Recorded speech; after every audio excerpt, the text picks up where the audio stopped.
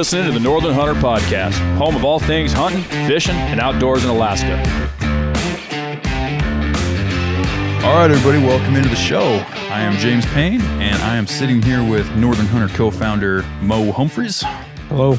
How you doing? And Dalton is still out of the office. He's going to be down dropping the hammer on some brown bears for a little while yet. A couple more weeks, I believe. Actually, he might be back next week. They might be wrapping up season down there. Yeah, he might be. I don't ever keep track of that. No, me either. He'll text me when he gets back in town. But best of luck to them as they wrap their spring season up. Like I said last time, they've had some success, and it's been. I'm sure he'll have some great stories for the show when he gets back, and I'm really excited for that. How you been this week? Good. Busy as an Alaskan summer keeps you. Oh yeah, every time. That's what they say. Late nights, early mornings. Alaskans don't sleep in the summer. We sleep in the winter. Right. Yeah, we are out of hibernation in full swing. So I've been traveling like crazy for my job. I'm not going to say what I do, but I travel a lot for my work and spend a lot of time out in remote parts of Alaska. And man, I've been everywhere. I've been to Circle several times. I was out there repairing some flood damage for them. Nice. They had a big flood out there. The Yukon backed up and with an ice jam. Oh, and man, that whole town was under like 8 feet of water. Wow. Yeah. Horrible situation out there. It's funny. I've been out to Circle and kind of wondered how they're so close to the river. Dude, they just have a real die-hard attitude out there. I mean, I was out there and everybody's like, yep, we'll just rebuild in July and wait for the next one. So, it was devastating though. I mean, I was having to like drive through ditches to get to where I was trying to go because people's houses were in the road. Oh, really? That's how bad it flooded. Like there was a guy's house that swung around. The only thing that kept it even remotely in the area was it was swinging on the axis of the power drop that was coming off the pole. And it just kind of swung the house off of its pillars and into the street. But did the power go out? Yeah, it did. Yeah. Oh, okay. Yeah, that's part of what I was there for. So, I've been there all the way to Eagle. Eagle's gorgeous. I want to give a shout out to that town Usually right now. is, yep. I mean, the people in that town keep that place looking awesome. If you have a chance, I would highly recommend you go out there and give those people some business because they do a good job with that town. But yeah, just long week, trying to get some baiting in, trying to get, everything taken care of for the summer. We're, trying to continue with the show and make expansions and things like that and get into new ventures. So, but speaking of that, the social media stuff, a little update on that. I am in, anybody listening may have noticed that the social media stuff's kind of slowed down a little bit. It was already pretty slow. I'm working on that, but it's slowed down a lot since the ban, and we're trying to get around that. I'm working with Instagram, trying to get us unshadow banned, basically. Start to where they'll start promoting our stuff again and getting it out in front of people on the meta platforms. Trying to figure out all the different rules and protocols and things. What pictures we're allowed to use, what pictures we're not allowed to use. Because I'm just confused on some of the posts that they flagged were not even bad. Right. They weren't. We're not doing crazy tannerite explosion videos and all this other stuff. We're literally just posting hunting stuff. So we're working on getting that set up, and then also a couple other platforms we'll announce here soon that we're going to be on. So you can find us there once that's all set up and done. And so that's pretty much what we've been working on. Mo and I have been very busy the last couple of weeks. So this episode, we are going to be catching up on some Q&A. Yeah, there's a lot of it. There's a lot of it. It's been a little bit neglected. Apologies for that. The email was kind of goofy there for a little bit. We were transitioning to a new email server, so we still kind of are. Still kind of are. And actually, we've transitioned to a new podcast hosting platform too. So if you have noticed any kind of hiccups in the recordings, best thing you can do is just close your app out. Actually close the app out, not just swipe up and make it go away, but swipe up again and then close the app completely, reopen it. It'll normally clear up any of those hiccups you're seeing there. But the email is all resolved now. We got that all figured out. So any new questions you guys send in, we'll be able to get, and we're going to catch up on some of those because we do have quite a few that have written into the show. Yep.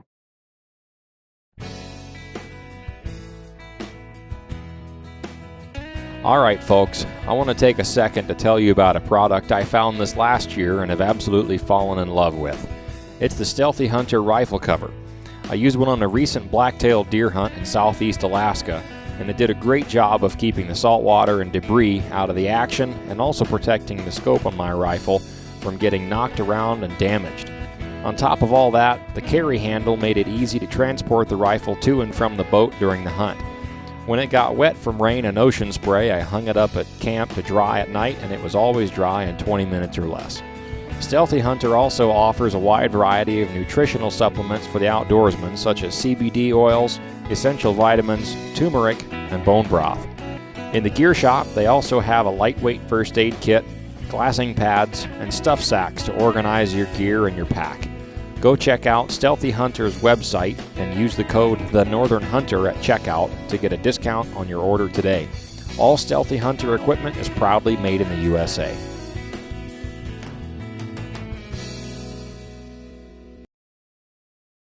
I saw a really interesting study that I wanted to talk about real quick, and then kind of annoying, but it's kind of relevant to Alaska.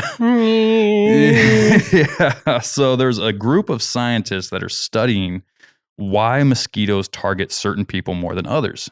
So if you are an individual who has spent some time in the backcountry of Alaska, one, you know exactly what the state bird is here. Right. And it's a mosquito. There are swarms of them everywhere. If you're not from Alaska and you're thinking of coming here, definitely be prepared for that, because I mean, I've already inhaled more than I care to admit this season. Thermacell and some DEET.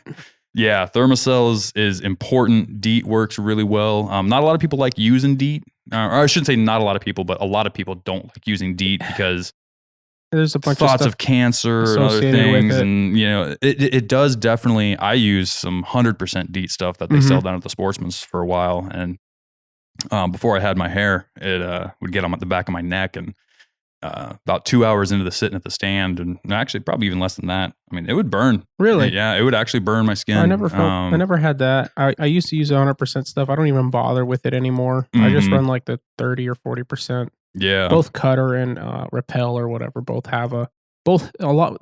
One thing that annoys me about mosquito spray, or bug dope as we call it up here, is Alaskan cologne. Yeah, it's when we say bug dope, we're not talking about, you know, smoking bugs. It's the spray. And and one thing that annoys me is there's always these like family friendly scented, so it doesn't smell like DEET and all the chemicals in it to keep the mosquitoes away. And my experience with that stuff is it doesn't work hardly at all, especially in these bear bait backcountry areas. You know, I was even in Nenana for a delivery this last weekend, and I meant to grab the bug dope out of my truck before I left, but I totally spaced it. I jump out, and it was like everywhere I walked, there was just a swarm around me. Yep. And it sucked because I didn't have any with me. But when all those dumb little family friendly things, that's not what you need. But that's a stop to make. If you're coming to Alaska to hunt, stop in at Sportsman's or anywhere. Yeah. Gas station, whatever, they'll have it. Yeah. Get yourself some good quality Cutter or Repel. And there are some really cool alternative products. There are natural, you know, like whatever you call those, essential oils or something like that, that's supposed to keep the bugs off. I've never tried them, but I would imagine up here into that, it would be a little bit undergunned for the fight you're about to get into. But they have this cool stuff I've been thinking about trying, but I've just never actually gotten it. But it's like a laundry detergent, basically. And you can wash your clothes in it, and it's supposed to last for, they say, like 3 to 4 weeks. Okay. And it's a built-in 3 to 4 weeks of wearing your clothes, or? Well, I'm assuming you would wear it out to the bear bait and then come home. Where you could wear it out again, or that 3 to 4 weeks actually. Like I'm going to recant that statement because I get real sweaty at the bear bait this time of year. Yeah. So I would say they're probably talking about people that like put the shirt on to just walk around downtown in whatever area they're in. But so I've never tried it, but that is an alternative if you don't want to use DEET. Right. But the study was done in Africa, is where they started. They're talking about coming to the United States. And this article is on the Alaska Daily News Miner, I think is what they call it, or just Alaska Daily News. The News Miner is Fairbanks. The ADN. ADN. And it's got some really cool points. The thing I don't like about it is it doesn't really go into the exact discovery of the study. It just says they found something, but they have to do more research. But the cool thing that I found, and it's actually not that cool, but mosquitoes are humans' comparatively most apex predator. So worldwide, it claims that mosquitoes kill like 500,000 people a year. Really? Yeah, I mean, through diseases that they right. carry and things like that. And all over the world, you go to places like Africa and whatnot where this study was done, and that's why they started there, is because that's where a lot of the diseases that mosquitoes carry are. Right. And it's crazy. I know it used to be a major issue, especially early in the 1900s. Mm-hmm. And of course, they figured out how to kill all the mosquitoes and fix a lot of the disease spreading. And at that time, they would just spread oil on top of the ponds. Oh man! But I bet the environmentalists had a heyday with that one. Well, at that time, that's probably why we have environmentalists now. But right, it worked and it saved a lot of lives. Yeah, so that's true. You can argue all you want about it. I'm not going to get into the politics of that. But so basically, what they're studying is, so clearly everybody knows that mosquitoes use the carbon monoxide that's excreted from us as we breathe and things like that too. Mm-hmm. They're attracted to that. A lot of those mosquito catchers you can put in your yard kind of take advantage of that to attract them in. They'll also use heat. Apparently they can see heat, and so they'll zone in on you like that. But what attracts them when they're not that close? Apparently that's only good within like a couple feet of you. Mm-hmm. And I guess through this study that they've done, they took an area that was roughly the size, they say like 3 or 4 tennis courts. I don't play tennis, so I don't know how big that is. A tennis court is, okay. I would assume somewhere in the ballpark of like maybe, what would that be, like half a football field? I don't know. That would be a lot easier for me to... Yeah, if anybody plays tennis, you understand what we're talking about. And they put different scents all over the room, basically all surrounding the edges of it. Mm-hmm. And they released a bunch of mosquitoes in the middle and basically just tried to see where they went. Now, that's the part I don't like about this article, is it doesn't actually say what they were using, what scents. But what they did find is that there are certain scents that attract mosquitoes over others. So the basic gist I got from that is, if you're the kind of person that feels like you get attacked by mosquitoes more than the next person, you're probably right. And there may be a reason for that this article doesn't explain. But I say my mom would be glad to hear that. She's been convinced for a long time and telling us for a long time that mosquitoes are more attracted to her and that mosquito bites affect her more. Yeah. And, I've always just said, hey, just don't scratch them, and they're gone in 15 minutes. The first 2 years I was up here, I moved here in 2009, and the first 2 years were awful. Like, I have scars on my legs from scratching the mosquitoes, the mosquito bumps. And I don't know if something happened with my body where I kind of adapted to them, or they stopped being as attracted to me for whatever reason. But for like over a decade now, I haven't really broken out from mosquitoes. The only time they annoy me is if they're in my nose and my ears and my eyes, affecting, especially as I'm walking into a bear bait and I'm trying to listen for something's at the barrel, or all you can hear is that. But it does go into a little bit. It says here that the study found the mosquitoes were particularly attuned to the oily secretions that hydrate skin and protect it from microbes. Chemical compounds called carboxylic acids are a strong draw both in the new study and in Voshol's work with, I can't pronounce that, so I'm not even going to try. I should have read that before I tried to read it on the air. But basically, so there is some kind of an oil that you excrete. They claim it's related to diet. Again, it doesn't give a huge amount of information on it, just carboxylic acids. High eucalyptus, things like that. Okay. So if you're using those, if you know what that is and you're eating a bunch of foods with that, maybe just look out for that. That might be why they're targeting you a little bit more. But speaking of mosquitoes, where you're going to find a lot of those is at the bear bait. It is. Yes. How's yours been doing this year, buddy? Well, nothing yet. Nothing yet. It's been a late season. I've talked to a lot of guys who've said the same thing. Either they don't have anything or they only have a few small ones. There's a lot of guys more in South Central, Southeast have had plenty of bears and they're getting hit hard and killing plenty of bears. But most of the guys around interior Alaska and further north aren't having much success yet. Right. Unless it's a well-established bear bait. Some of those guys are.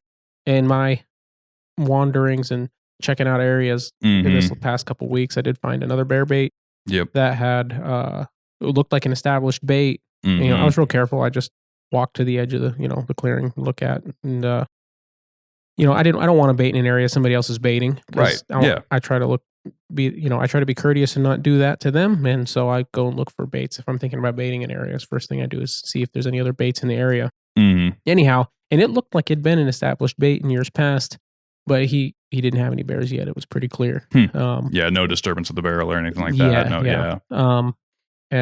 Which is, it's disappointing, but it makes me feel better about mine. Right. You're right. And I've heard that a lot this season too. A lot of people are having hard luck this year. It was an extremely late breakup.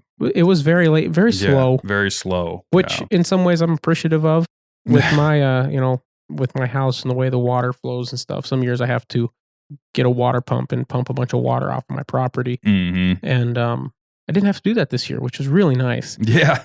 First time in like 3 years I haven't had to do that.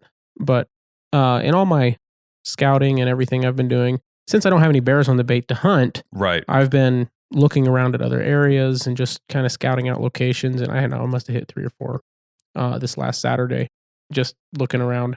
You just got the one bait out right now? I just got the one out right now. Yeah. So I was thinking about putting another one out, or just looking at areas, because figuring out the lay of the land and what trail systems do what is valuable information to have. It is. So I went to some places. I had some pins and headed up into some areas and did some hiking and ended up hiking a trapline trail. Oh, nice. And well, it was nice. Usually trapline trails still require a little bit of work, but they may provide some decent access, especially if you're wheelering in. Yeah. You just have to do a little bit more cleanup to get into a spot. And it's a little different because they're on snow usually when they're in there. So right. Yeah. So like they'll cut trees out of their way, but they'll just drop into the snow. Mm-hmm. And that and all the tussocks and everything, none of them are run down. And like they've ridden it with a wheeler once, maybe on some of them to clean it up, and then that's that. But it was cool. We went out there. We found the trapline trail. It kind of had this weird little spur. We went on first, and there was he'd been using mailboxes for those blue newspaper boxes, like old newspaper boxes. Yep, and just screwing them to a tree or wiring them up to a tree and putting a conibear in the bottom of those full body trap. Really quickly explain why, just for anybody that might not know why you do that. So you can put your bait up in the box, and the biggest thing it prevents is it keeps birds out of your traps, and it keeps the bait protected. Personally, it's something that I've never done, trapping. I grew up trapping with my dad, and we never really did that. It's a lot of work, and we didn't really like the conibears. And it's just kind of because you catch an animal in a conibear, you have to bring the whole trap out and have to have more traps with you. So swap as you go. You have to do that because the animal will be frozen, right? And you swap as you go. So don't want to pull that hair off of a frozen trap. It's kind of an extra step. Whereas if you have in a leg hold, you can usually just release the leg hold, get the critter out, reset the trap, and go. Although you usually get more incidental catch that way of squirrels and the occasional gray jay. But it also helps kind of funnel them into the trap too. Is my understanding of that. Yeah, just kind of they only have one path to get to that bait. And so what we always did, and you'll see this a lot, is, and guys will do this still with like the bins and stuff. You take like a coffee can or something too, where they'll put the bait inside that, because birds hunt primarily by sight. Right. Is you'll take a pole and like a spruce log or something, you stick it up against a tree, and you leave like 2 or 3 feet sticking past the tree, and then like 6 or 7 feet on the other side of the tree on the ground. So you tie it to the tree, and it's laying diagonal, angled up from the ground that way. And you put your bait at the top of the pole. We would usually hang it underneath and stick like branches over the top to hide it from the birds, and it would still be open and visible for other game. And then you set your leg hold on top of, a foot back or something on top of the log. Yep. So that still they only have one path. They run up the log to get at it, and boom, pop. Yeah, there they are. Right. That was one of the ways we would primarily do it. Yeah, and I've seen a lot of that style when I'm out. Yeah, you'll see like the guys will use the cheap planter things, the black planter deals to put the conibears in and stuff, and those seem to don't last very long. I kind of like the coffee can idea better. Yeah. But anyhow. Yeah, not to get off on a whole thing. Yeah. Not that we don't ever do that. But anyhow, so we were hiking along, and I saw the one, and there was a trap. There was a trap on the tree, and a lot of guys will just, when they do that setup, they'll just put it right to the side of the tree. And it was still set, which I kind of thought, well, I can see this happening So still in the open position. Still in the hadn't open gone off. position. Springs were sprung, and I thought, well, you shouldn't do that, because something might get caught or whatever. There was no bait or anything. I didn't really think much of it. I popped the trap. Yep. As you should. Right. You're not supposed to mess with people's traps, but if it's not trapping season. Yeah, but if it's June. Yeah, exactly.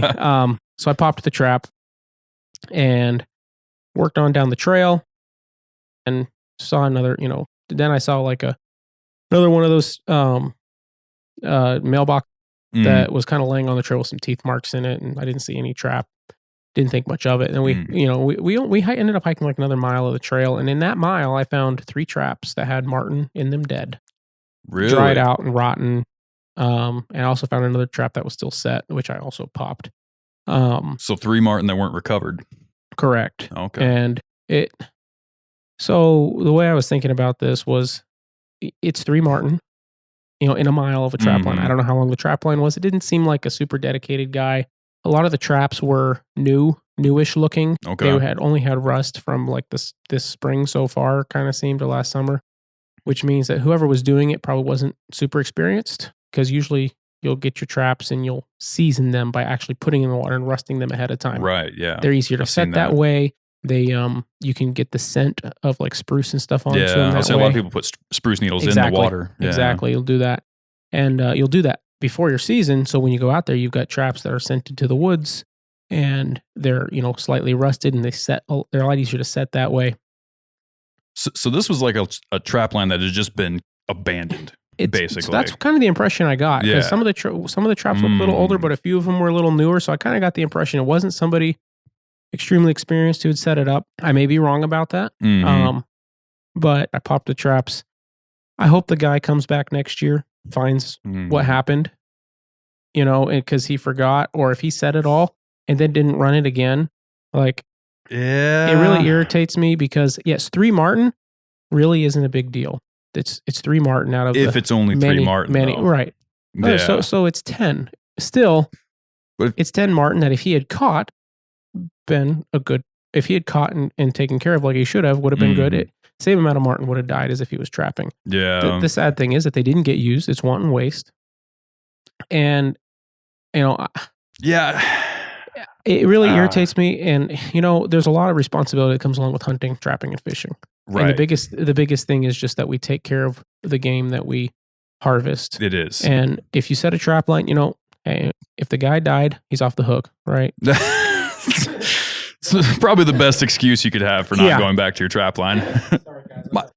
Might even be the only excuse to not go check your trap line. Yeah, but even if he got in a bad car wreck and was hurt real bad, you should still tell somebody so they can go out there and at least pop your traps, right? Well, and that's the thing. So trapping, I would almost argue that trapping is probably I would say it's probably the hardest long-term method of gathering resources from the woods. It requires the most dedication. You have like hunts that can be harder in the short stretch. Right. You're having to do a much harder push for that 10 days, 2 weeks, whatever you're out there for. Mm-hmm. But trapping is a long game. I know, dude. Putting in a trap line can be just as hard as that. Oh, it can be. But it takes that dedication.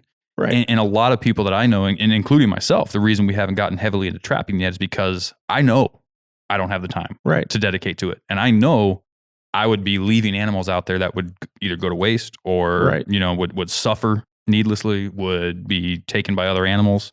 Because I'm not able to go out and check it twice a week. I'm not able to go out and put the work in. So I just don't do it. Right.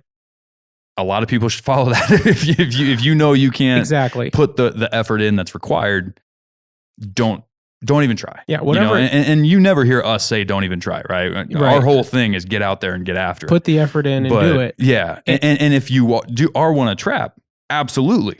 Get out there, get after it, put the effort in, make sure you're putting that 100%, but don't quit halfway through. Exactly. Not without pulling your traps at least. At least have the effort to go out there and pull your traps. Right. If you put the traps out and a week later you can't make it, it's one thing. Some guys run their trap line every 2 weeks. The animals usually they die, they freeze. Right. Right. Yeah. As long as you don't have a Wolverine running your line. Well, that happens too. It doesn't really matter when he runs it. Right. Yeah. If it's a week ago or 2 weeks, it is what it is. in the wintertime, the animals keep. That's what happens. But if you got to get out there before the end of the season and shut everything down. You just got to do it because those three marten would have been fine. Yeah. And marten are beautiful pelts. It would have been either nice to hang on the wall. You could have skinned them and sold them. Right. There could have been a few more. I got to a spot where, I was kind of tired of hiking. It wasn't going the direction I wanted it to go. So we turned around. Anyway, it was just, the other thing I had to say about it was I'm not against trapping. Oh, no. I think I never will be. It's a great practice. Don't want to really bring in more regulation. If there's anything we did, maybe we require, used to be, I believe it was within the management area and Fairbanks areas, you had to have had to have your traps tagged with your name and number or something like that. Little copper rings and stuff guys would put on their traps. I wouldn't be opposed to going back to something like that just because it would help people be, I could then call the troopers and let them know, like, hey, this is what happened. Right. This is what I found. And that guy could be held to account for. Right. Yeah. Right. But the biggest thing really for me is this. We talk occasionally about how much hunting is under attack in America. Absolutely. Right? By people who have no idea what it's really about. Yep. They have no idea that it's what keeps the animals alive. I was listening to Meat Eater this week, and there was some guys, or I guess it would have been last week when you guys were listening to this, but these guys on there from Africa, and they were talking about how even more so over there than here, hunting is what keeps the game alive. Oh, absolutely. And how, because they pay these leases and they work with the, I can't remember what they're called. We would call it like a hunting reservation, but they've got a different name for it. Preserves or whatever it's called. But but they, however many, it's like 1 million acres that their hunting group, or their camp hunts, and they work with the government. They've got tags and stuff. They've got to work with the government and everything to do. They even have government officials that hunt with them to make sure they're following the law. But there's places where it's been shut down because of some of the recent controversies over there with Cecil the lion. Yeah, he got killed. That was a while ago, but it was. But it's still around. You should listen to that episode because they said there's places that have been shut down because people weren't going to hunt lions in areas that were great to hunt lions. And since those places have been shut down, people have moved in, started farming. He said, and those places will never, because they cut all the brush down and they start farming, and the animals are gone because they kill them all. Yep. To eat. Yeah. And it's gone. Boom. It's done. That area is done for. Yeah. It would take 100 years for it to go back to what it was, if not more than that, if you moved the people. And anyhow, when we leave stuff like, if we leave a trap line like that, for one, so the one nice thing about the body traps is it's pretty quick death, right? That is true. Compared to a leg hold. I don't have, that's not a huge thing for me. Yeah, animals are going to suffer. No, well, the thing is with trapping is a lot of people struggle with that factor, but animals are going to freeze to death all winter long anyways. Animals are going to suffer. Most likely they're going to die worse than they died from that trap anyway. Right. Exactly. And especially to have that animal then be utilized and be appreciated and and everything like that. There's nothing wrong with the practice of trapping. And it's a great tradition. I think it should be celebrated. It should be continued. But like you're saying, it has to be continued the correct way if you want to be able to continue it. Because if a greenie finds that and goes for a hike and, oh, what's this trail doing? Where's this trail go? And there's a good chance they're not going to follow the actual trap line trail unless they see a trap. Right. And then they're going to be looking for everything they can. And it may be the one out of 200 or 300 trap lines that they could happen across on that highway that have where somebody was irresponsible. Because most trap lines are run very well. Guys are very careful that they pop their traps. And they're committed. If you're a trapper, you've got to be committed. Oh yeah. And I know several, and they're obsessive. Yeah. Well, even if you run a small trap line, you've got to stay on it. You got to keep running it. You got to check your traps because if it snows, it can mess up your traps. All these kinds of things. Anyhow, and if somebody finds that, a greenie finds that and starts taking video and putting it on the internet, it just feeds the fire. Yeah, it feeds the fire, and then next thing you know, we'll be fighting stuff that's trying to shut down or limit our trapping abilities from people that are states and thousands of miles away throwing a fit about it. Exactly. And that really kind of falls back. We talk about all the show ethics, maintaining ethics, maintaining respect. both of those things, if every hunter, outdoorsman, whatever they might be, because some trappers aren't necessarily hunters. Maybe they just like to run their trap line. Right. Not all hunters are trappers, right? But with your outdoor activity, if you operate ethically and respectfully, nobody can say a word to you. And nobody can talk bad about your practice unless they're completely uneducated on the topic. And then you can absolutely destroy them in that argument. And we won't have to worry about anything. But it's when people are poaching or running trap lines out of season or not cleaning up their trap lines or maybe not cleaning up their bear baits. Things like that. That's when it just feeds the ammo of, well, these guys can't be trusted to do what they're supposed to do out in the woods. So we just need to add regulation on top of regulation on top of regulation when you were already breaking the first regulation anyways. So it's kind of like the whole gun rights thing. Like, oh, this guy broke 10 gun regulations, but let's add more. Just, it's right. Somebody already broke the law. Well, he already broke 10 laws, but we're going to add more to make sure he didn't break those 10 laws. The guy could have died. The guy could have left the state on an emergency thing and never had a chance, didn't know anybody to go check it. Yeah. That could have happened. I'd like to give him the benefit of the doubt, but just be careful with your ethics is the big takeaway there. Exactly. To me, it's a big deal. Like, and it was an easy to access location. Like, if I can hike a mile of it, and, if he ran it on a snow machine, it would have been even easier to hike in the wintertime. Right. Your snow machine breaks down. That's no reason. That's no excuse. Go rent a snow machine. Go borrow a snow machine. Anyhow, we can get off of this. It's not really on topic necessarily with everything that we're talking about today, but I wanted to comment on that. All right, folks. We all know that one of the most common mishaps in hunting is damage to your rifle scope. Last year, I found the solution to that problem with the Stealthy Hunter rifle cover. It wraps around your scope and actions securely to protect it from getting knocked off of zero or even severely damaged. Stealthy Hunter also has a glassing pad and a wide variety of supplements for the outdoorsman, such as protein powder, CBD products, turmeric, and gut health supplements. They also make a lightweight trauma kit weighing in at just 14 ounces that includes everything you need and nothing you don't for all of your backcountry medical emergencies. To shop all of their equipment and supplements, go to StealthyHunter.com and enter the discount code at checkout, The Northern Hunter, to save on your order today. All Stealthy Hunter equipment is proudly made in the USA.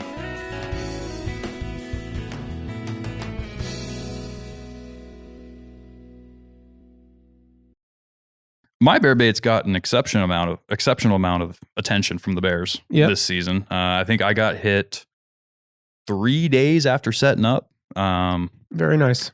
But unfortunately, lucky, I'm getting attention from the wrong kind of bears for where I had originally set up. So I had set up in this area that I'd scouted, and I thought it was going to be phenomenal country. I mean, I've seen multiple black bears down in there. Think that, right? Right. Yeah. I thought this area I was in, I still, every time I go in there, I think, man, this is awesome bear country. Yeah. I told my dad where I set up, and he goes, man, I've been looking at that spot for years and talking about it and just never done anything with it, Yep. But that's this spot. I was finding scat. I was finding tracks. There's great habitat for them to bed. There's great, food resources there, water everywhere. I saw multiple bears going in to set up and black bears. Nice. But the only thing I've had hit is grizzlies. Yep. Sounds like. And this particular bait that I set up is in 20B. I was trying to have like a close to town meat bear kind of bait. Right. Which, harder and harder. Doesn't really work out that great anymore these days. There's just so many people in this town that hunt, and I'm grateful for them. I'm grateful for people being out in the woods and continuing the tradition of hunting, and really because the more people we have out hunting, the more people there are advocating for hunters' rights and everything like that. The more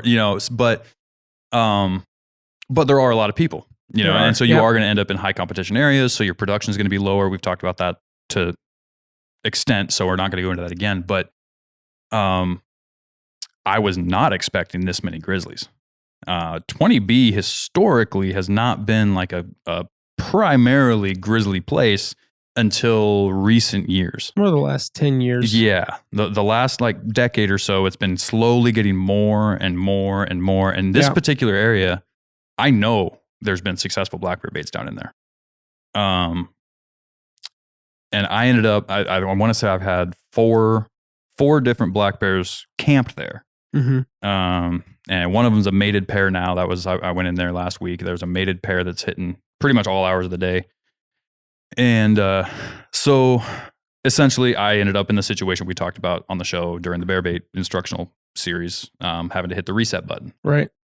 And so I did. I hit the reset button, quit feeding them. So you just said you had 4 different black bears. You mean grizzlies? Oh, grizzlies. Sorry. Yeah. Okay. Sorry. Yeah. Sorry. It's 10 o'clock at night. Or no, it's 11 o'clock at night. Pretty much. Yeah. So yeah, I had 4 different grizzlies hitting the bait, and we hit the reset button. We're gonna just shut it down, let it go dry, do exactly what we talked about in the show.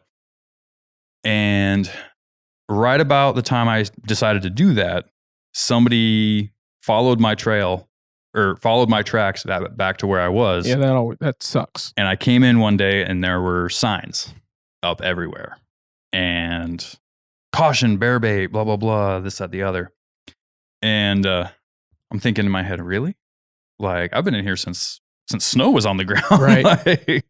And it's no secret. You can see that, I've been cutting trees down. I mean, that were in the trail, getting them out of the way. And, but so somebody came in and basically set up right on top of me. And it happens. If you're close to town, like I said, you're going to end up with more pressure. You can scout all you want, try to get as far away from people as you want. But if you're within, 45 minutes of town, an hour of town, you're going to end up with competition. So I basically had to shut that place completely down. I was already hitting the reset button. I just decided not to set it back up. So we just set up a new one this week, and I'm going to go in tomorrow and see how that's done.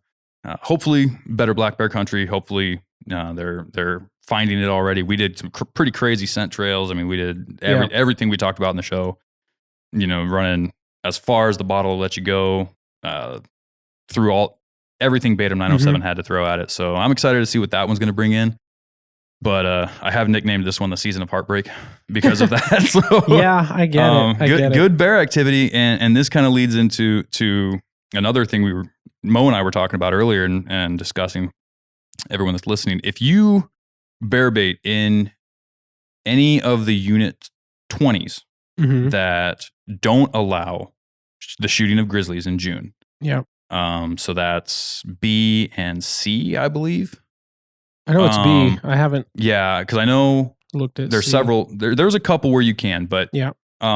If you're in any of the ones where you cannot shoot a grizzly, I know that there have been proposals put in this year to the regulatory process to open up grizzly in units in the 20 units for extending that season to the end of June. Basically, it really is pretty ridiculous that you're allowed to set up bear baits, but you're not allowed to shoot any bear that comes into it, because these grizzlies don't even really hit until June. We didn't set up until the end of May due to the snow and the late breakup. So, I mean, we set up right when the grizzlies are getting active. And were I able to shoot these grizzlies, I would. And I would honestly try to eat them, because I've heard a lot of stuff about eating spring grizzlies and how it's not actually as bad as everybody says it is. And I'm curious. I want to do it. I want to know too. So for me this year, I was really focused. I want to kill some black bears because it's good meat. But I've been reading and looking at some stuff, and a lot of guys are saying when you skin a grizzly bear, if it smells rank, it's the way it's going to taste. Yep. It's not even worth trying to eat. But if it doesn't smell rank, and unless, especially like we've talked about the fat being blue from blueberries and stuff, like when it looks fine and smells fine when you skin it, then it's going to be it might be some of the best meat you've ever eaten, like better than moose and caribou. And that's high marks. That is high marks. I've heard better than black bear, which that's a high mark for me. I saw that too. Black bear. I don't know how much I believe it, but I'm willing to try it. I am too. Well, I kind of get it, because if they're eating, it's probably going to depend on what they've been eating. Right. If they've been eating a lot of rotten meat, that's what they're going to taste. If they've been eating a lot of fresh meat, which down by the coast, they're eating a lot of fish and stuff like that. They're going to taste like fish. Right. And that's where I think a lot of the stigma comes from. Yeah. But basically, the Northern Hunter is going to start doing basically a survey. We'll make a post about it. You can answer on the post, or you can write into the show. We might even be able to set something up on the website for it. I'm not sure how all that works. That's not a bad idea. That's your department. But we want to find out if you're baiting in any of these subunits of 20, what kind of bears you're seeing at your bait, and how many grizzlies you're seeing specifically. If you're seeing grizzlies in areas that there typically aren't grizzlies. What the percentages are is what we're trying to figure out, because there's already proposals in to change the regulation to let us shoot more. If we can add ammo to that fire, or add ammo into that argument that we need to, because it's getting bad. There's whole sections that people use to bear bait. I'm not going to name any of them. They used to be nothing but black bears. But it used to be nothing but black bears, and now it's all grizzlies. I could go drop a bait and have grizzly bears. I'd have 10 different grizzly bears, and 5 of them are big. Yeah. Like big grizzly bears in an area that used to be predominantly black bears, if not only black bears. And the grizzly bears don't hit till June. And so this is the thing. This is the thing. Grizzly bear season ends in these, 20B, what do you say, 20C? I think 20C too. It's not that you can't shoot grizzlies over bait in June. You can't shoot them at all. You can't shoot grizzlies, period. Right. Because grizzly season closes. Right. Which may have been a good rule. That's a good when it was made. That's a good clarification, because I know a lot of people that think it's specifically over bait. That's just what's kind of assumed. Right. Right. Yeah. Well, and that's what it used to be. I applaud that clarification. You couldn't shoot grizzlies over bait, period. Yeah. And now they've started opening that up, especially for a lot of the units close to Fairbanks. Yeah. They need to open it up to June. Yeah. Right. We were all excited. Oh man, it's open. And then we realized, well, the grizzlies all hit in June. Yeah. And there's still places you can kill the grizzlies, and if you find a spot like that and you're shooting them, good for you. Yep. We applaud you. We're trying to do that too, and I know people that have, and awesome. Yep. I'm jealous. Because those spots are hard to find, and especially easy access. Right. Yeah. But yeah, I do know of some people that have been successful this year, like you said, especially on established baits. Right. Mo and I are exploring new areas this year, kind of out of personal, just trying to explore. We're both trying to explore into new areas, but also kind of showcase what can happen at a new bait, and see how it works out. Yeah, I've been. We have a lot of knowledge, and we'll see what we can pull in. I mean, I'm not trying to make any predictions, and I'm not trying to jinx anything, but I'm really hoping the season still checks out for us. I've been doing a lot of bait setup and scouting with the cameraman this year. We'll see how this goes. It'd be nice. We'll just see. If I don't kill a bear on camera, you may not see any of it. If some of the video works out good for instructional stuff, we'll probably use that. Yeah. He's a good, hardworking kid, and I want to get him on the podcast eventually. Yep. Especially if he does some good film. Yeah. Or if he kills a bear, one or the other. That'd be awesome. Yeah, I'm trying to get 2 people a bear this year. So if I kill one, that's actually the 3rd one that's died on one of my baits. Yeah. So, no, I'm first up in line on any of my baits. It's been too long since I've killed a. Yeah, no. For me, it's a community thing. For me, hunting is, I like seeing other people get into it and everything, and so it's kind of the whole reason we're doing this show. But so for me, I get just as much appreciation as watching, my wife or one of my buddies shoot a bear as I would getting one myself. I would myself, except that I haven't killed a bear in 3 or 4 years now. I haven't done the math recently, but it's been at least 3 or 4 years, and I am just itching. Oh yeah, to put a bear I would be too. And as much as I would love, like if my wife was hunting with me, it'd be one thing. I'd be trying to get her to get a bear. Yeah, but this kid that's hunting with me right now, and he's filming for me, and he wants to film, and he's doing it to film, which is awesome. But he also wants to get into the hunting part of it, and I want him to as well. I want him to love it just as much as I do, so that he can. Because he'll do better film work that way. If he loves it, he'll have a passion about it. Right. Yeah. And anyhow, but he's got to do his time, Everybody does. He's got to work hard. Yep. And I had to work really hard to get my first bear. And, my dad worked a lot harder than I did, honestly. Yeah. But still, I rattled around on the back of a 4-wheeler for years before killing my first bear. Yep. But So anyways, if you are baiting in this region, or people that are baiting in this region, if you can get some general numbers together, like I said, we'll set up a survey thing. We'll make a post about it when it comes out. If you could help us get some hard numbers, that'd be awesome. Maybe we can actually get this regulation changed. The regulation process is pretty accepting. I mean, it's not a guarantee anything will change, because basically, and I think I've talked about it a little bit before, we take our concerns to the local AC, the advisory committee, to the fishing game, to the board of fish and game. They decide if they want to approve it or not. It's a voted in group of individuals that represent the local hunters, and each community has one. If they decide to approve it, they will take that to the actual board of fish and game and argue the case to them. So basically, you have to get a lot of steps of approval. You have to present it to the local people. They have to say, yes, I agree, that's a problem. We'll push for this. Then they have to push it to the state. and then the state decides whether they want to actually change the regulation or not. So nothing's guaranteed, but the more we fight, the bigger chance I think we have. the more, if we can bring up some data, I think some concrete data of just numbers that we can say, hey, this is what we've collected. I would say if you include a specific unit number, and I'm just going to say it, the main unit that we're all concerned about is 20B. Yeah. And it's all easy access, which is why we all want to bait there. But if we can't shoot grizzlies. Right. And there's still baits everywhere in 20B. Right? It's already packed. And, it's not like we're going to ruin anything. And it's a huge area as well, but that's the primary one I think we're really working on here. Right. And I think that's the one that a lot of the proposals were for specifically. Well, it is, I'm sure. And, I don't only want to see to open grizzlies through June. I want to see 2 grizzlies per person, but it may take a lot more work to get that one. Baby steps, Mo. Baby steps. But and the biggest reason is because there's so many of them, and it's not just that the grizzly bears are moving in. When grizzly bears move in, they kill the black bears and they push out the black bears. And they'll eat them. And you'll see, and I have seen in places, there's places I've baited. And my dad baited for years, and I baited with him growing up, and I continued to bait later, where it went from nothing but black bears to black bears and grizzly bears to only grizzlies. Yeah. And there's places where they coexist. Typically, the more wild mountainous areas, they tend to coexist a little better, even on the same baits. You'll get both. Okay. But it seems like more and more, if you get grizzlies, that's all you get. That was my experience this year. And and there was one area I baited it. I got one bear at the end of season. It was a fresh bait, and I killed that black bear. And my dad went and baited that spot the next year, and he had nothing but grizzlies. Yep. And it just seems to be happening all over.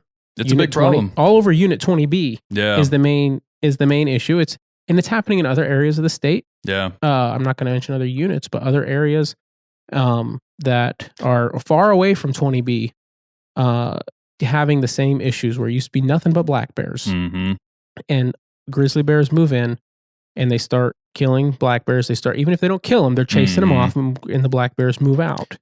And maybe I should. I'll reach out to Fish and Game and see if we can get somebody to come on and talk about that. That would be great. Why that is, and why maybe have a little actual history on why they made the regulations the way they were. I mean, but it would have made sense probably 20, 30 years ago. But today, with the amount of grizzlies we have, we need to do something to curb the predator population. Yeah. Right. It's having a huge effect on our moose. It is. It is.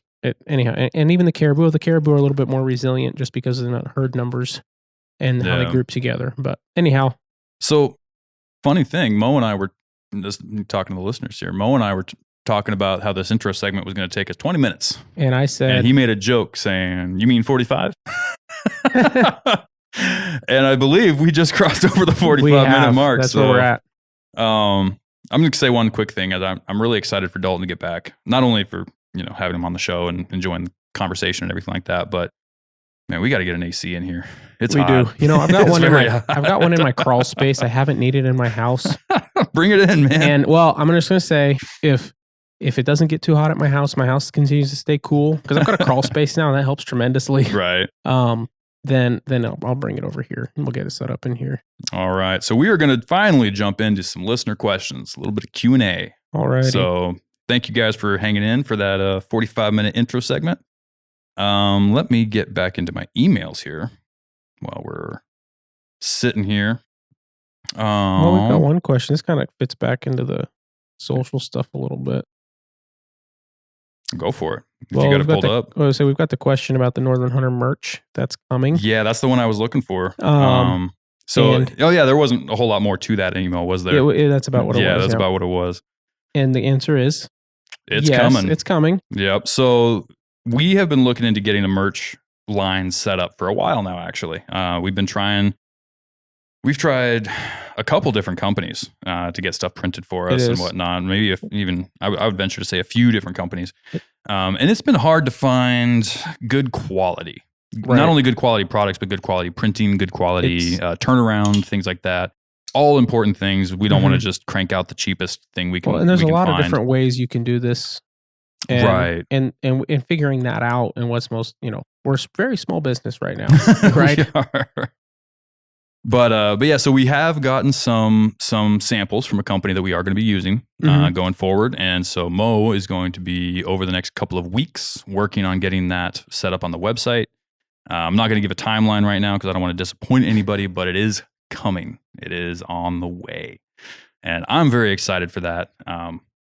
And the initial lineup is going to look a little, right now what we have designed is pretty much just the logo on some t-shirts and hoodies and hats and things like that. The basics, right? The basics we're starting with, but we do have some cool t-shirts we're designing up. We're getting with some artists and stuff like that. Some and cool whatnot. artwork going. Yeah, so keep an eye out for that in the next couple of weeks. Again, we'll make a post about it on the socials once we get the socials figured out too. So to get into our emails here, so Seth writes into the show and he says, "Hey, heard about you guys on the Gritty podcast I was listening to a few weeks ago. And now I think I'm caught up on your episodes. Not in order, but I love the content and the perspective each of you brings." That's a lot of hours. That is a lot of hours. I applaud you, sir. And thank you very much for listening. It's great to hear back from people.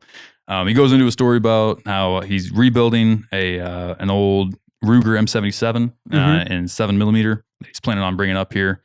And that listening to the show kind of helped reaffirm what he was doing with his rifle and everything, and his load and his setup and everything. And that's awesome to hear as well, that we were able to actually have an influence on you for that. I think, honestly, Seth, that the rifle you described and the caliber and the round you chose, that's going to be a great combo for coming up here in Alaska. So definitely stick with that. I know you said at the end there, it's probably not the best option, but it'll get me there. Honestly, it's a perfectly fine option, especially if you're planning on coming up for any of the interior hunts, things like that. But he poses a question at the end. He says, "Do you guys have any experience or knowledge with 4Low products? Would love to know what you think. I feel I could get behind what they are doing, but are they any good?" The short answer there, Seth, is no. None of us have any experience with the 4Low products. If anybody doesn't know what those are, it's a fairly new company. They came out in 2020, I want to say. They're very new. Yeah, they're very new. They've got a lot of product line. And it's spelled FORLOH, and it stands for love of hunting. None of us have ventured to use their products yet. I don't know necessarily if that's just because they're new. I know in my personal opinion, that's part of the reason. It's part of it. They have a decent lineup. I will say that. A couple of good things about 4Low. I'll just go. I'll lead in with the positive. Okay. We're gonna be positive on this one. It claims to be. I haven't dug into this, but it claims to be a 100% USA sourced and made product line. So to me, that is huge. I love that. That is huge, and I do like that too. They're based in Montana. They operate out of Montana. There was some controversy I saw on a forum somewhere. It might have been Rock Slide or one of those where they were debating if they were actually USA made or not. I'm not going to get into that. Like I said, I haven't even ventured to look into it. But they being American made is huge. I think that's a very important thing. I wish more of these hunting companies would go the American made route, or an American sourced, not just American assembled. Right. Because that would help our country out a lot to actually keep everything in house. But I understand why they don't. It's expensive. Yeah. It's a lot cheaper to be able to outsource your stuff. From a business standpoint, that makes sense. From a patriotic standpoint, I really like that these guys are made in America and sourced in America. Their gear, I've looked at their gear line, and it looks comparable to other companies in the industry. You know, it looks design-wise, and if you look at, they've got a bunch of down jackets, they've got a bunch of soft shells and other things that you can buy that look like the design is very similar to, say, Stone Glacier or Kuiu or any of those, kind of along the same lines. You know, they kind of went that same direction. That being said, the products that they have, to my knowledge, are untested in Alaska, at least by anybody I know. I haven't seen anything about it. Dalton's commented, I think, that he's had a few clients that have had 4Low. Okay.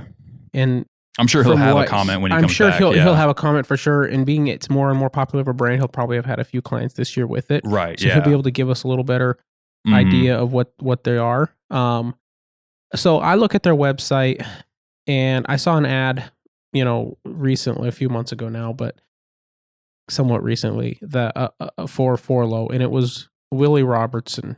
Okay. For Forlow. Gotcha. Now, I like Willie Robertson. Yeah, great guy. I love Phil Robertson Mhm. and his podcast. I don't listen to it that often, but Phil is an awesome guy. I Yeah. agree with just about everything the guy has to say. Not all of it, most of it. Gotta Sure. make the Yeah. disclaimer. Anyhow, and Willie and in the whole show I watched as a teenager growing up, Duck Dynasty and everything. It was a great, fun, Good entertainment. so-called reality Yeah. show, Yeah. right? Scripted as can be, but What do you expect, man? right? But and Willie's a great guy. Yeah, his whole family's real good. Anyhow, that being said, when I'm looking for hunting gear, I'm not looking for somebody like Willie Robertson to represent it. Mm. Willie Robertson's a duck hunter. Yeah, he's Great. whitetail hunter too. Um, At least as far as I know. Okay, Yeah, okay. that's as far as I know. but I don't really follow him no that much. offense to Willie Robertson, but he's a lot more of the, good old boy hunter style. Yeah. That's not the kind of hunt I really ever go on. Hardly at all. I'm very much, I need the high quality gear for the mountain hunt or for, Right. just even bear baiting. This year I'm actually finally using some nicer gear when I'm out there, and which I've been hesitant to do because it's expensive and it's very easy to destroy that stuff running bear baits. But I've been wearing, just because it's what I had. I had a Sitka lightweight hoodie and some lightweight pants from them, and the difference in comfort level is phenomenal, especially with Right. the heat and everything. And I can have full coverage with that lightweight hoodie. It keeps the bugs off me. Mhm.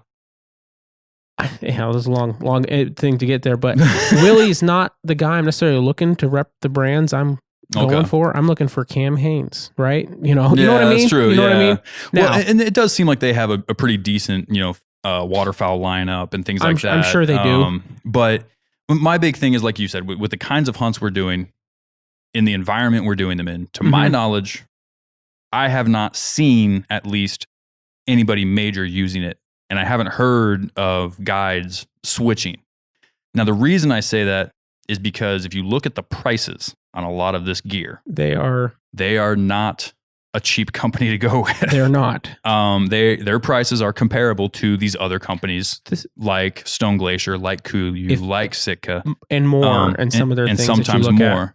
My take on that is if I'm going to be paying that premium, I'm going to go with the gear that I know has been proven in the right. environment I'm going to be using it in. And that's just my personal take on it. Again, it might be the best products in the world.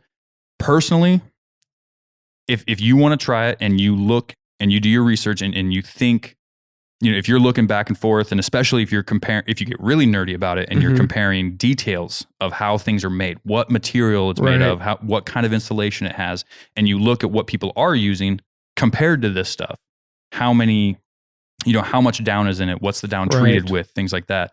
If it looks comparable and you're okay with paying that price on a fairly new company, then go for it. I'm not going to say you're going to go wrong using their products. If you like their patterns better than other patterns and you're the kind of guy that wants to wear Mhm. patterned hunting gear, then I would say go for it. But for my recommendation, I've never used them. I don't know anybody that uses them. And if I'm going to pay that Yeah. premium, I'm going to go with what I know works. I'm going to go ahead and say if somebody out there uses Forlow or has used Forlow or loves Forlow, Yeah. whatever your experience with the gear is, let us know. Yeah. We'd love to hear from you. And we'll read it on the show. Yeah, I'm looking at this. So I'm on their website right now, and this is the biggest thing that kind of throws me a little bit when I look at their website. I already mentioned, Willie Robertson. I love Willie Robertson, but he's not the guy I'm looking to represent my backcountry gear. Right. That it's not necessarily a bad thing, but that's just what I saw initially. But I look at their website and I see a huge, vast array of gear, like far more even, Mhm. not necessarily in the hunting line, but overall with everything that they sell, which is a Yeah. lot. There's a huge variety of not only hunting gear, but fishing gear and cold weather Right. and everything, and hunting, fishing, waterfowl. But then you've just got your casual gear for your campers and hikers and Mhm. stuff. Yeah. And Just regular shirts, swimwear, things like that. I'm not saying that this is the case, but it makes me think so you say 2020 is when they started? Yep. That's when they were founded. How in 3 years, Mm-hmm. do you have that variety and it all still be quality? Well, and this is Because a lot of these big companies are testing for 6 months. well, and or in Sika's years. case, they're actually testing equipment Mhm. for years, sometimes I 2 think or it's 3. at least 2 years. So Yeah. some of these guys are testing for them for at least 2 years before they will release a product, because Right. they're giving it to these guys they know are just going to beat the crap out of it. Mm-hmm. And also like be like, hey, guess what? Your waterproof Yeah. breathable jacket isn't waterproof. Here, so I'm sending it back. Fix Right. it. Or right? it ripped in 10 different places. Exactly. Yeah. And this is what it ripped on. And I don't see how you can have this variety of gear and it be the quality you're advertising. And I may be completely wrong about that. Yeah. They may have a huge team. It's going to take a tremendous amount of money. Yeah, it would take a lot of funding. Right. But the thing is, I mean, it's there's the time. I mean, Exactly. you can't really. I mean, a 2-year testing phase on, let's just say, a new piece of sheep gear, right? You have a new piece of gear that you want to take up in the sheep mountains. Mhm. That's 2 seasons. Right. That's only 2 seasons of abuse. And a lot of these pieces, these parts that you're buying are, $400, $600 pieces. Right. That's a heavy premium to pay for what could potentially be an untested product. There are, manufacturers, and again, we have no knowledge of whether this is the case here, but there are manufacturers that will basically just kind of pick something from a different manufacturer that they want Right. and just brand it for themselves and Right. resell it. I'm not saying that's what's happening here. I have no idea if that's what's happening here, but it's something to look at. It's something to maybe It take into is. consideration when you're looking at spending that kind of money. If it was an affordable product, Mhm. a new product line that was just hitting the market and they were starting off at, let's say, Killick prices, Yeah. that'd be okay. Definitely go test them out, try them out, and maybe they have a vast Well, and I don't- variety. But if you're going to be paying Stone Glacier prices Mhm. or Sitka prices, Now I mean, it's made in America, so It that's is. going to raise the cost. it is, yeah. But and the other thing is this: they're not marketing I don't feel like they're marketing to me when I Mhm. see their gear. They're not trying, anyhow, I don't feel like they're marketing to me except for the fact that it's made in America. There's another company, Origin. Yeah. They are, and just because of the guys who, Jocko Willink is the guy behind it. Mhm. His face is all over the website, and he's a, bad butt Navy SEAL, former, and he's got a podcast and everything, and he's got all kinds of brands and stuff that he promotes that he's built. And one of them is now Origin, and you got the Origin jeans is like his workwear, Yep. and he's starting to get some hunting gear put out there. But if you look at the lineup, it's very limited, and it's Mhm. just what they've developed so far. What Camo, they've tested. what they've tested. The Yeah. camo pattern isn't necessarily anything that I'm excited about, but it's all 100% made and sourced in America. I wasn't excited about it at first when I first saw it. The more I look at it- I was like, I don't know about that. But The more I look Looking- at it, the more it grows on me. the more it grows on you, the more I'm starting to see like situations I would use it. Mm-hmm. Like that would be some pretty awesome bear baiting gear. Yeah. Oh, yeah. I mean, if you think about the pattern and the way it's all laid out, Right. it's kind of a very flowy. That's a weird word to use, but it's long strings, of color right. blotches all over Right. a lot of these newer patterns that you're seeing are more digitalized Yeah, almost. They're yeah. kind of the smaller This is blotches, almost- the micro and macro patterns and stuff like that. Mm-hmm. Origin went a totally different direction, and it actually looks awesome, I think. I wasn't sure I would have an application for it in Alaska was my problem. Right, right. They're set up in the Northeast, and I think that's probably a pattern that's better for that environment. But the Right. more I look at it, the more I see areas I could use it in Alaska. And I think I'll probably order some I pieces think from them. especially the green stuff, it's going to be really Mhm. good. Yeah. Now I didn't even think about this earlier, but now guess who's rocking Origin gear now?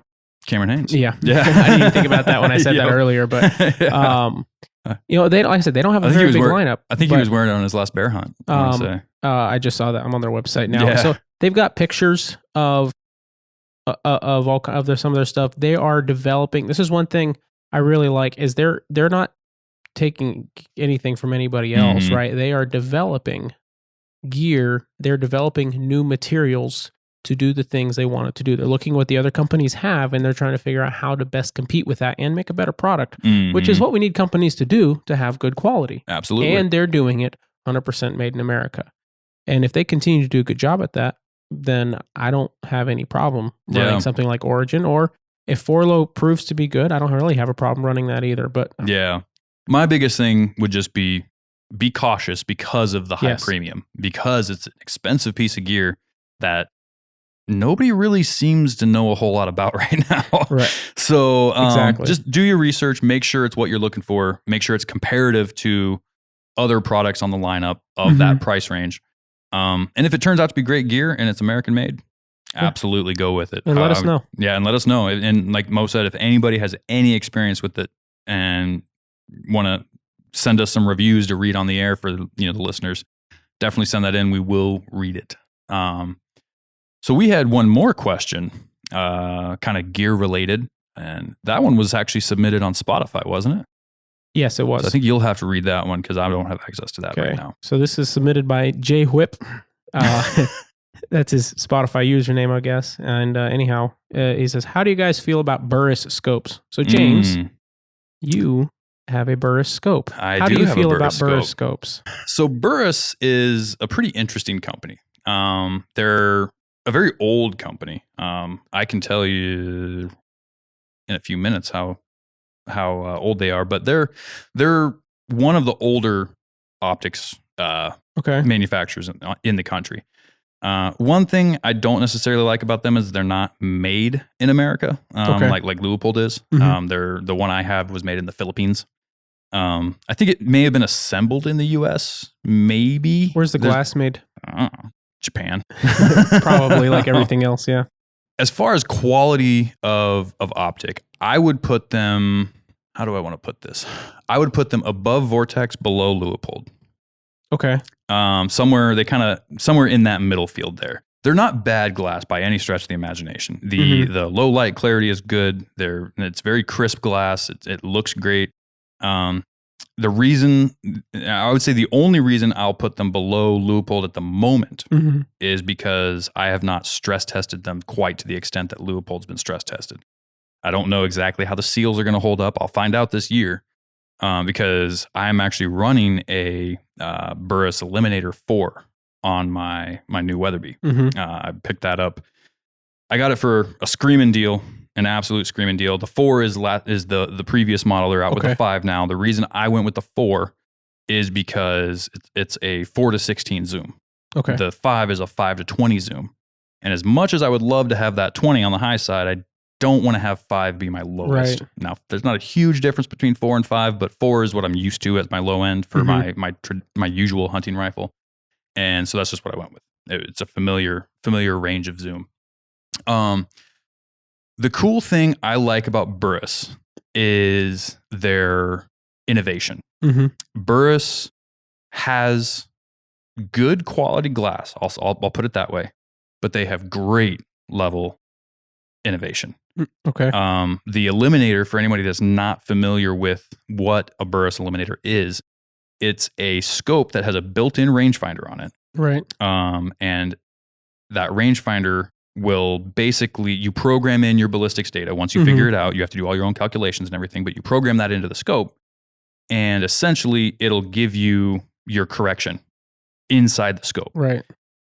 And I was really against that for a long time. I kind of want to camp on that for a second because for a long time I was very against that. I'm a long range shooter. I like having adjustable turrets on my scopes. I like having, all of that ballistics data. I'm kind of a nerd as far as all that goes. No. And so I always kind of felt like, man, what do you need that for? You can do it all, here. Basically, all you're doing is combining pieces of equipment you're already using. It's true. Yeah.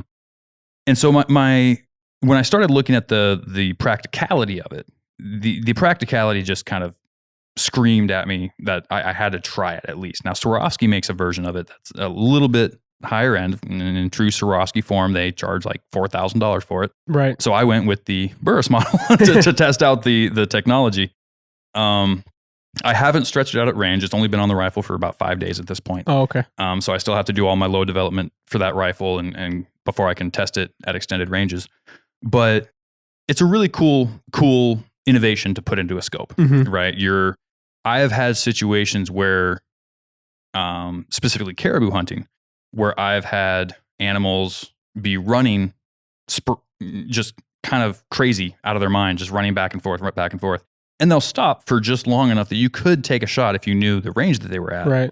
But they're running from, let's say, 300 to 500 to 600. Or you've got a herd back to that's kind of in 400. that spread. They're moving around. Yeah. And so you basically, every time that animal moves, even if it stops for 10 seconds, 15 seconds before it turns around and goes the other way, because that's just what caribou do, right? They run without knowing why they're running. You have to get off of your glass. Right. If you don't have a spotter with you. Hit your rangefinder. Figure out your dope for that particular section. And for anybody that doesn't know what dope means, it's data obtained on previous engagement. Yeah, not mosquito dope, not bug not dope. mosquito dope, not bug dope, but data obtained in previous engagements. It's how you figure out how many MOA your bullet's going to drop at any given range. Right. And so you program that into the scope. Now you don't have to worry about getting off your glass to hit your rangefinder to look at your chart or look into your memory for how many adjustments you have to make to turn your turret to that to then get back on the glass, line up, and take an appropriate shot. You can do it all right while you're looking at the animal through your glass. Again, I have not tested it at extended ranges. I've seen a lot of videos claiming it's awesome. I've seen guys that have taken it out to 1,200 yards with very good levels of accuracy. Okay.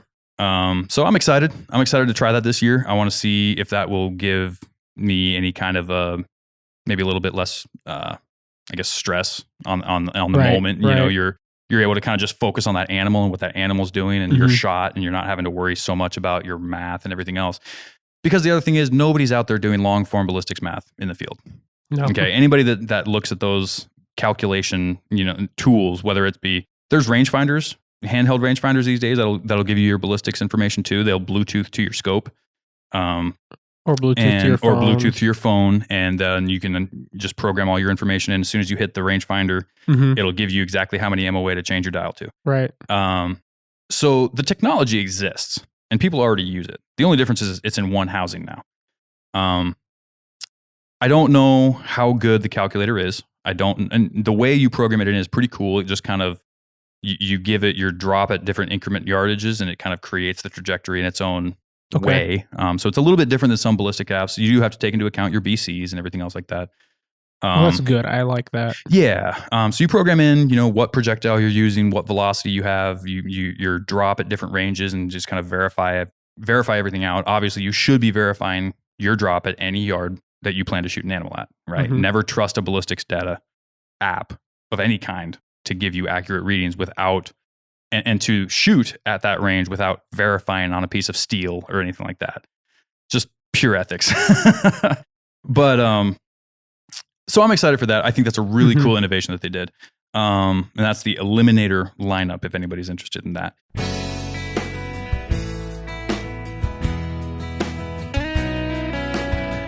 Hey guys, if you've listened to the show for any amount of time, you've likely heard Dalton and I go back and forth about bullet construction and how I like rapid expanding bonded core bullets that leave massive wound channels.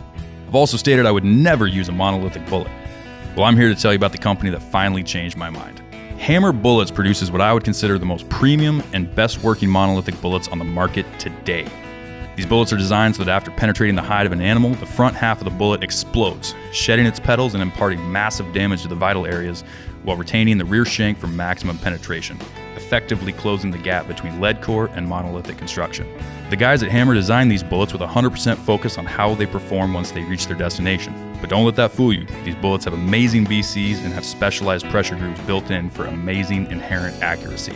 They have a minimum velocity rating of 1,800 feet per second, which allows for long-range shots but have no maximum velocity, making them perfect for every cartridge from your granddaddy's old 30-30 to the high-velocity rounds like the Weatherby 3378 without having to worry about your bullet failing. They've also recently partnered with Weatherby to provide factory ammunition for a multitude of cartridges. To view their expansive selection and find the perfect match for your hunting needs, go to hammerbullets.com to buy yours today and drop the hammer on your next adventure.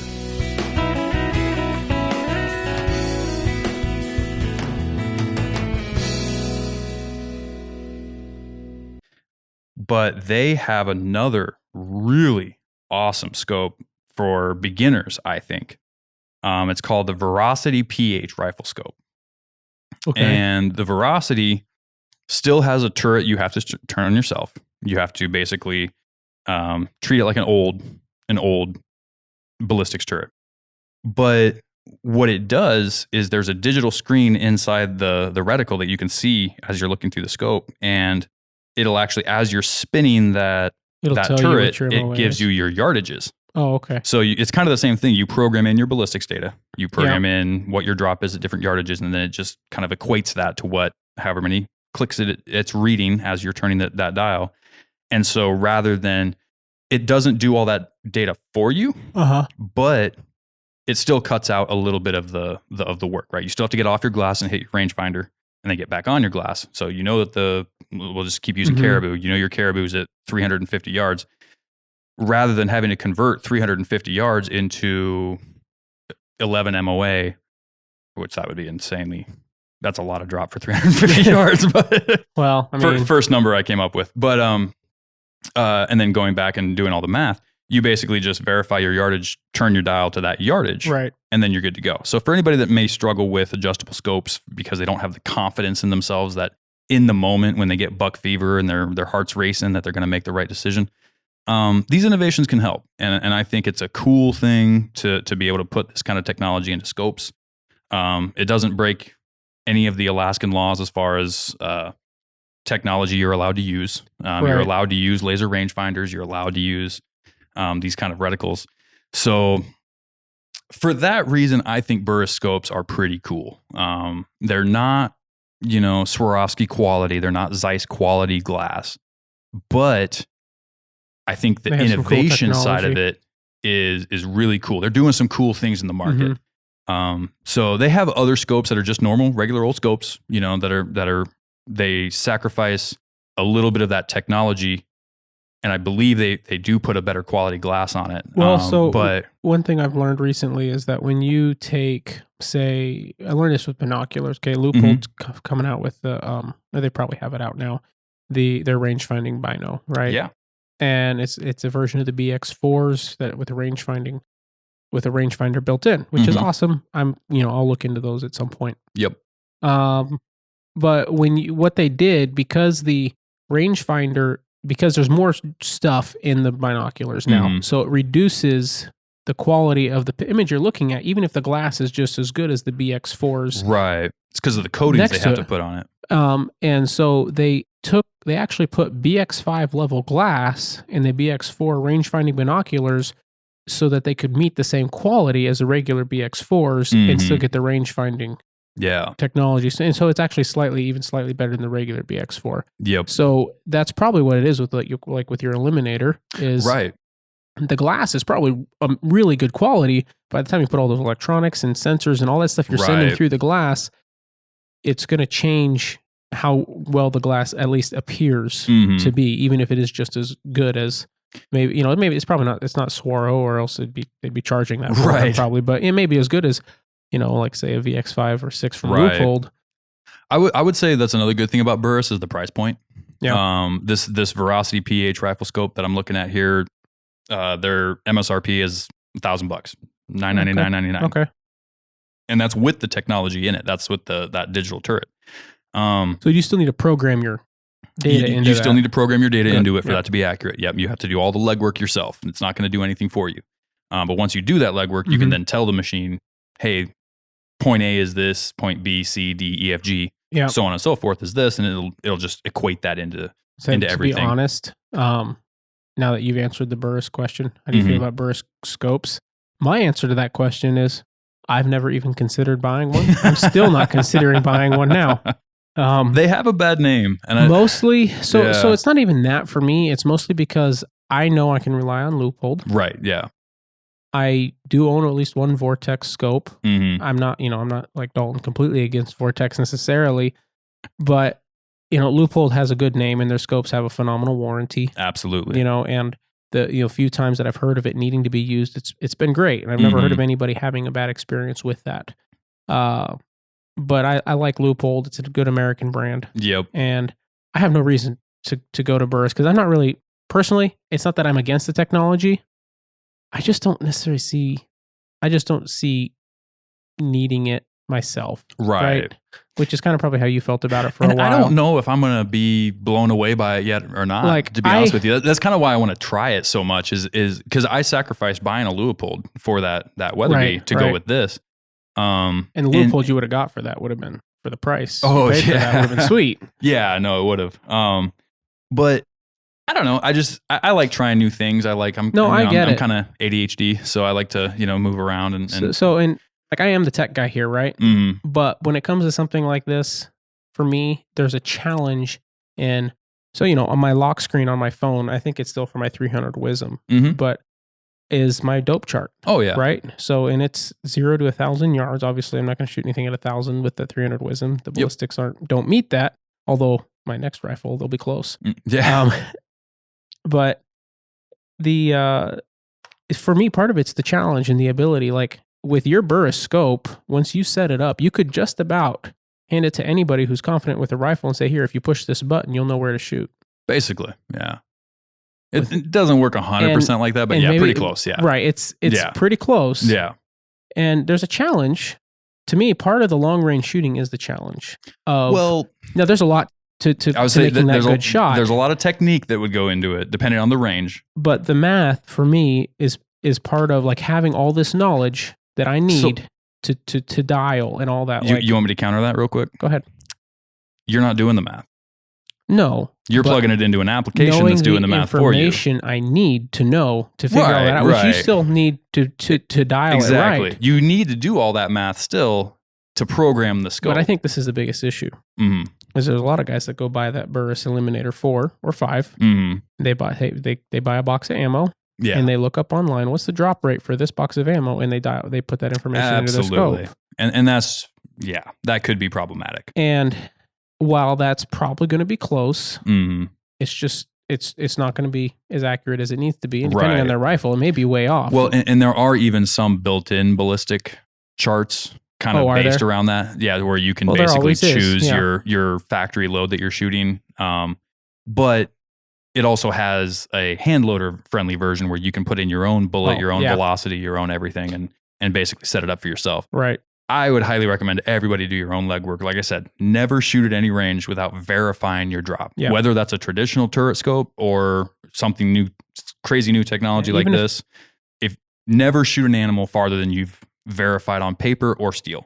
Even if you're not hand loading, especially if you're not hand loading, because if you're hand loading, for the most part, you're probably pretty up on the ballistics and the velocities and stuff. I don't know. Some guys aren't who hand load; they just hand load because it's cheaper or whatever. At least it used to be. If you have the brass, it usually can save you quite a bit of money, but it's expensive still. But I don't know. I like having the dope chart, having the knowledge and the ability to dial and know exactly how to do all that. Right.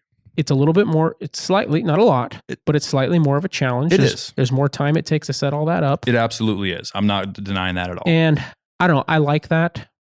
I'm not against the Burris, the Eliminator, or I'm not sure what the Swarovski one's called. I'm not against the range finding scope. I don't know. There's part of me that just, like, I don't know. I kind of like. For me, I was against it for a long time. These things have been out for like 10 years now. And I've been watching them. I've thought about getting one before, and I've always kind of done the same thing. I'm like, man, I just like the challenge of long range shooting. I like having my chart, because I do the same thing. I make my chart, my background on my lock screen. I like feeling, in that moment of that.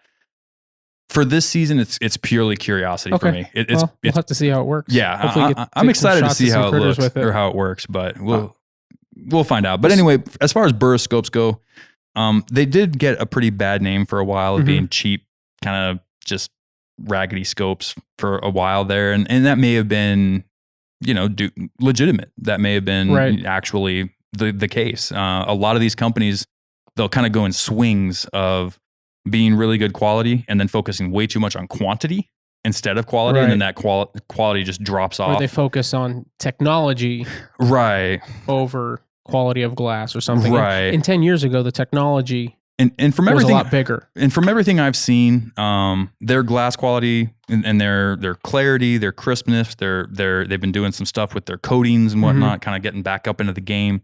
I would say if you're looking at a Burris scope, depending on what you're doing, I wouldn't say you can go wrong with it. I would say it's probably a pretty safe bet. I mean, most modern scopes, even the cheap ones, are going to be better than the best scopes were 15, 20 years ago. And sorry, people, But but I would not put Bushnell in that category necessarily. Yeah, that's fair. That's fair. I have shot a few critters with a Bushnell, but you know, $150 scope versus even a $300 Vortex is going to be a huge difference. Here's the general rule of thumb that people should follow. This is what I do, and this is what everybody should do if you ask me. A rifle is a 2-part killing machine. You have your actual rifle, and then you have your optic. Right. One without the other is far less effective. They should cost the same. If you spent $1,000 on your rifle, my recommendation is you should spend $1,000 on your scope. You don't have to. This is what I'm saying. This is what you're trying to do. You don't have to, but it's a good practice to keep once you get into those higher quality rifles. If you want it to act like a higher quality rifle, put a higher quality you got to put a higher quality scope on it. You can't put a $150 scope on a $2,000 rifle and expect to get those results. But what I would say about that is you don't necessarily need to spend $1,000 on a scope to get quality, because you can get a lower, like say zoom or lower magnification. Sure. To sound like I know what I'm talking about. Scope to get a lower magnification scope. And it not cost a lot of money. You can say you can get a Leupold VX3 if you don't need the phenomenal glass to get further out there. Yeah. Say 4570. 4570 is going to run you $1,000, right? Do you need $1,000 scope on that? These days, that thing's worth $500. I'm not trying to dog anybody, but that's because you bought a Henry. Okay. No, I bought a Marlin back in the day for $500. Yeah, well, and that's to this day the biggest regret I have is selling that Marlin. Yeah. Well, I was going to say why they charge the new Marlins are almost $2,000.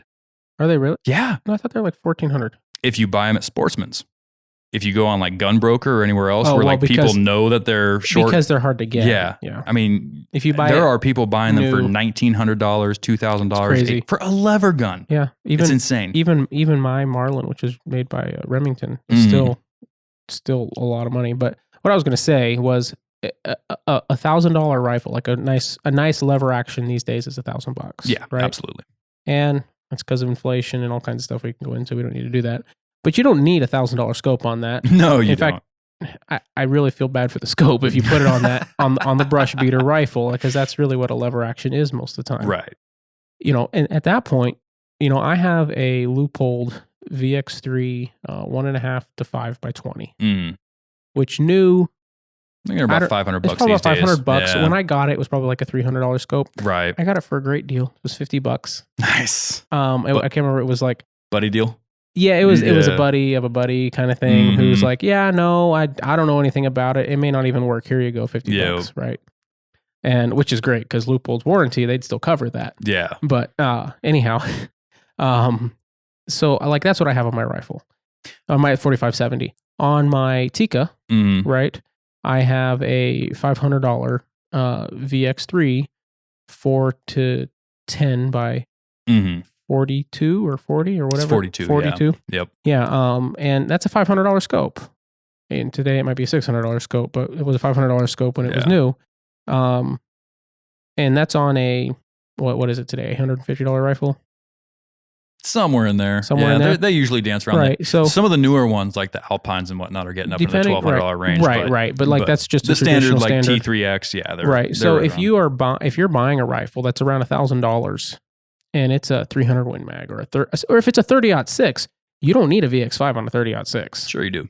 You could use it, but you don't need it. Okay. What I see with it is, again, it does depend on what you're trying to do. If you only hunt whitetail in cornfields and you know the range is going to be less than, let's just throw a random number out, 250 yards. Right. Then yeah, you don't need one like that. If you're going to be mountain hunting and planning on extending your range out and, possibly having to take a 600-yard shot. It makes it nice, but it's not necessary.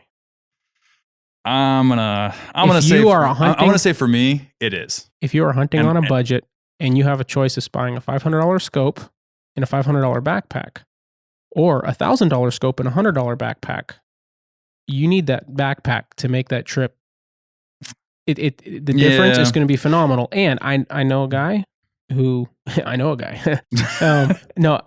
got a buddy who for years, I think he's probably upgraded now, but for years, all he hunted with was a Tika 300 Wisdom and a VX3 4-10 42 scope with a dial.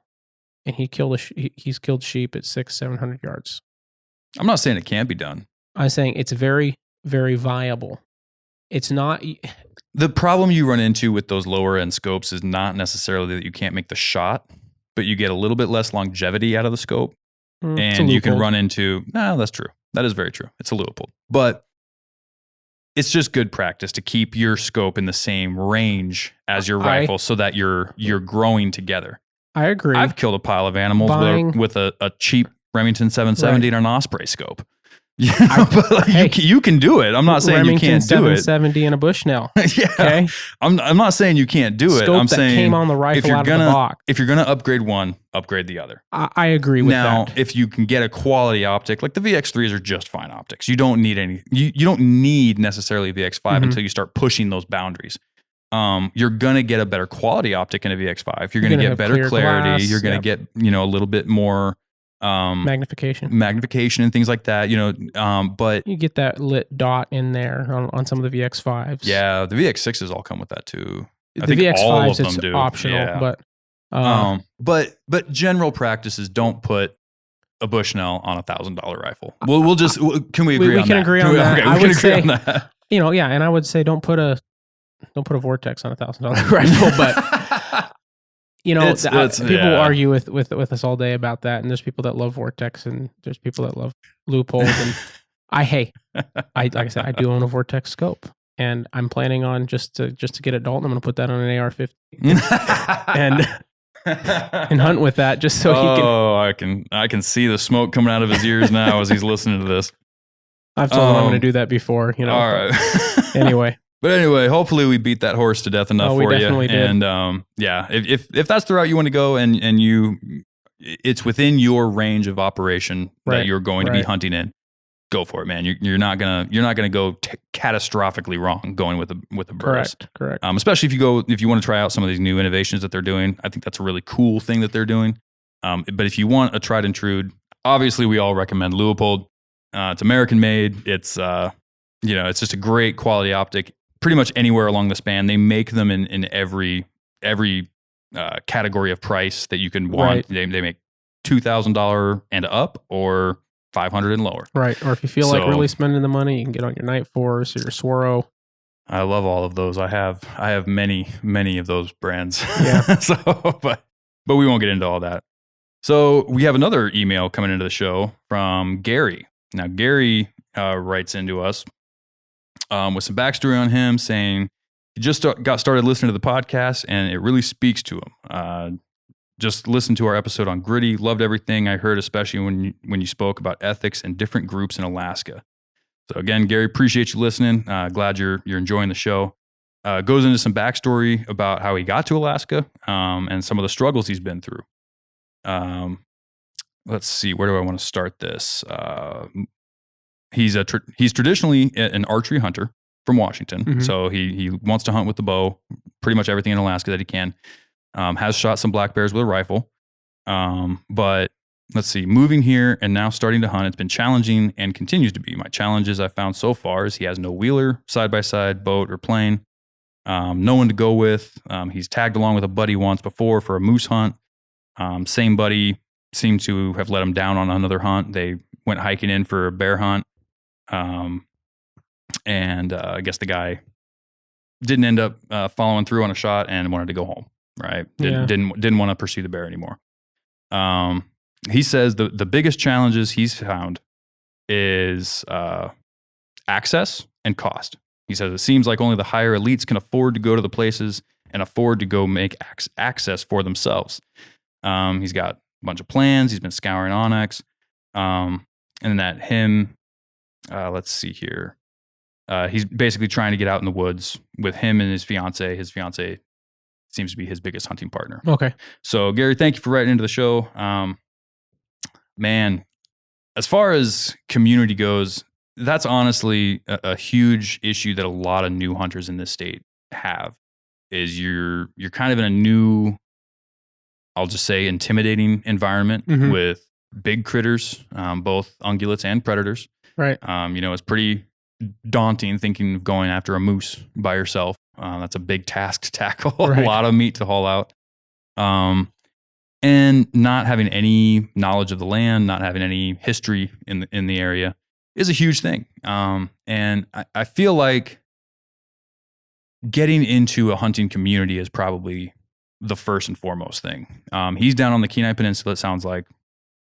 I'm not going to name the town exactly, but he's looking at starting a business down there. A lot of the towns down there in that area, I'll just say this, are semi-close together. I would venture you could, if you look on Google or look on Facebook, you can probably find local groups of people that get together and talk.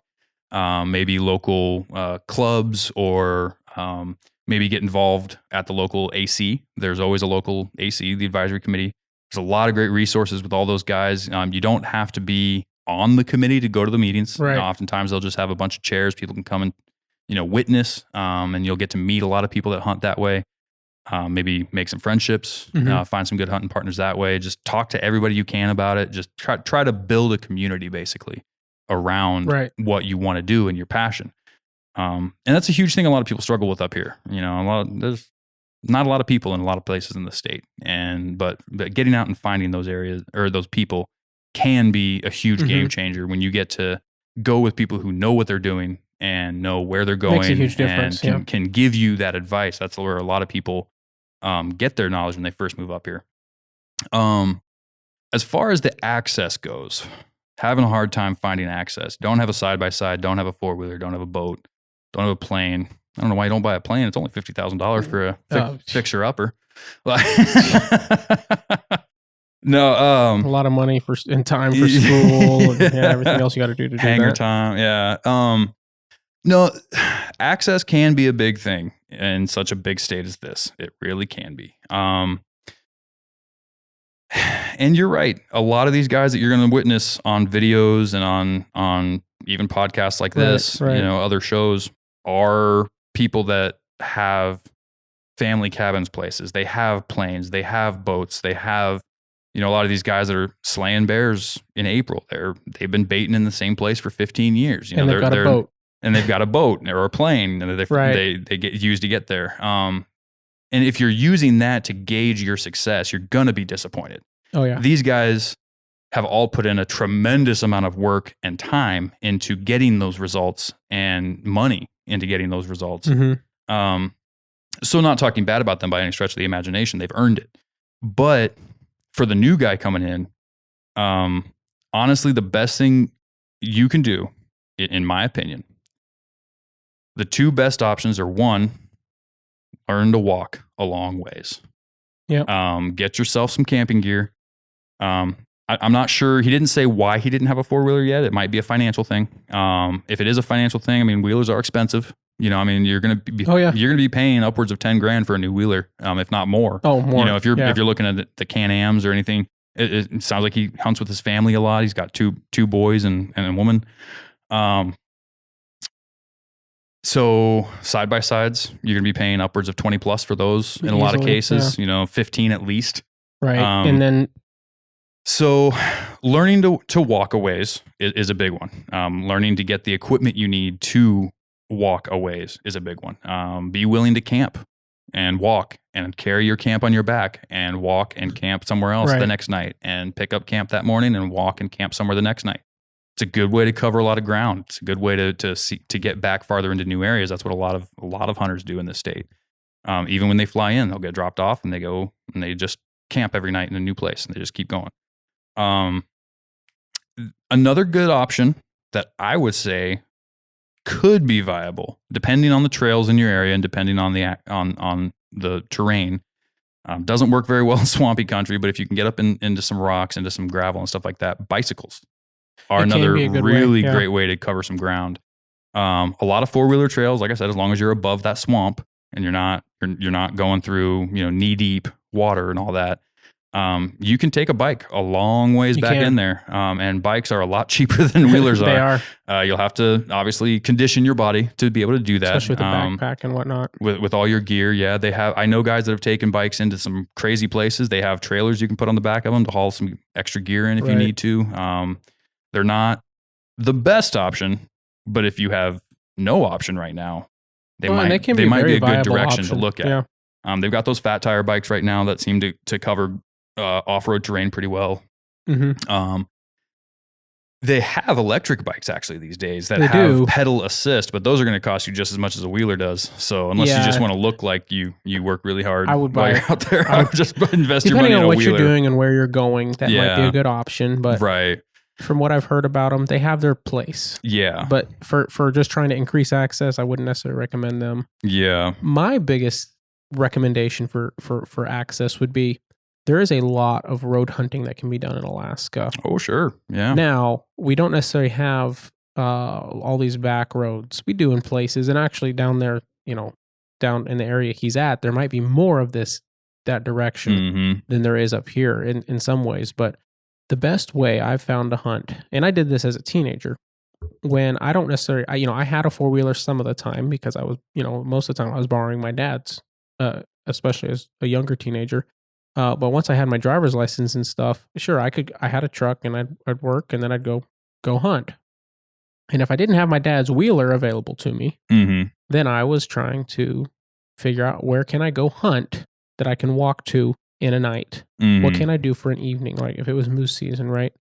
And so what I did was I would get on my, I think at the time I used Google Earth, but we've got OnX today, which is a far better resource, or Go Hunt, whichever you prefer. And you've got access to all your land stuff. Where's private land, where's public land. And if you can find a trail that leads back to a clearing or anything like that. Now, bear hunting is not going to be as simple by any means, but especially for moose and stuff in the fall, which it kind of sounds like that's some of the stuff he's wanting to do. Sounds like he wants to go after just about everything. And you can bear bait easily with your on foot. You just got to be a quarter mile, right? Yep. From a road, you got to be a mile from a house or recreation area. You got to be a quarter mile from a road. Or any state maintained trail or anything like that. It's maintained trail, I believe. I don't think it's state. It's maintained trail. Yeah, sorry. So so it's pretty easy to find spots to bear bait like that. You just you got to do some research. You got to do e-scouting. Learn. You say you're listening to the podcast. I'm not trying to toot our own horn here, but you're going to learn a lot about e-scouting and by just listening to us talk about locations. Oh yeah. He says he's on episode 11 in the email here. So, like I said with the other guy, like it takes a long time to listen to the podcast. We had a review that says, man, I listened to 2 main hunting podcasts and I stopped listening to those to binge these guys. And I'm like, more power to you, man. Yeah.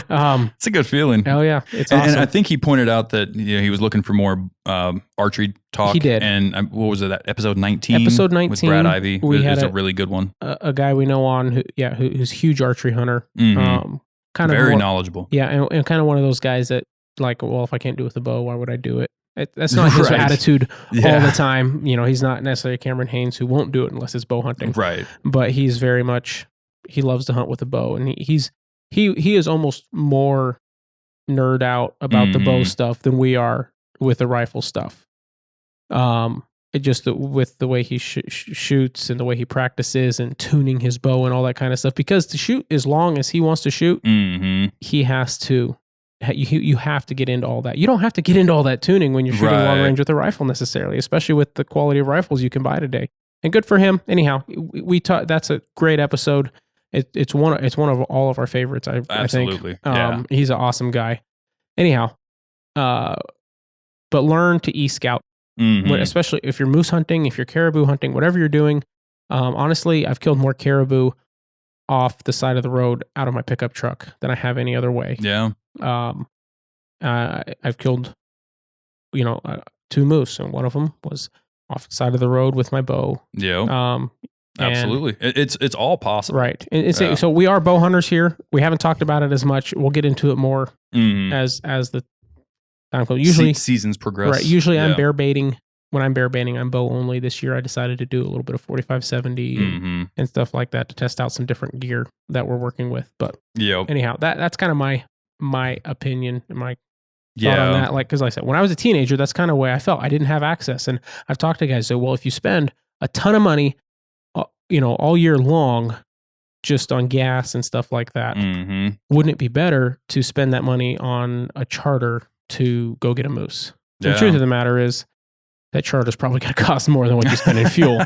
And sure, that might be the case, but you're not guaranteed a moose on that charter either. No. Although you might have a better chance. Although there are just regular old flying options that might not be the expensive. That's what I mean by a charter. But if you're during the moose season, you've got to book that ahead of time. Years ahead of time sometimes. And that's not necessarily the greatest option, especially like he said, he feels like only the elite can get into it. And that's kind of what it seems like at first. But you'll begin to realize at some point that some of these people that you feel like are the elite aren't even willing to hike to where the sheep died to get a picture with it.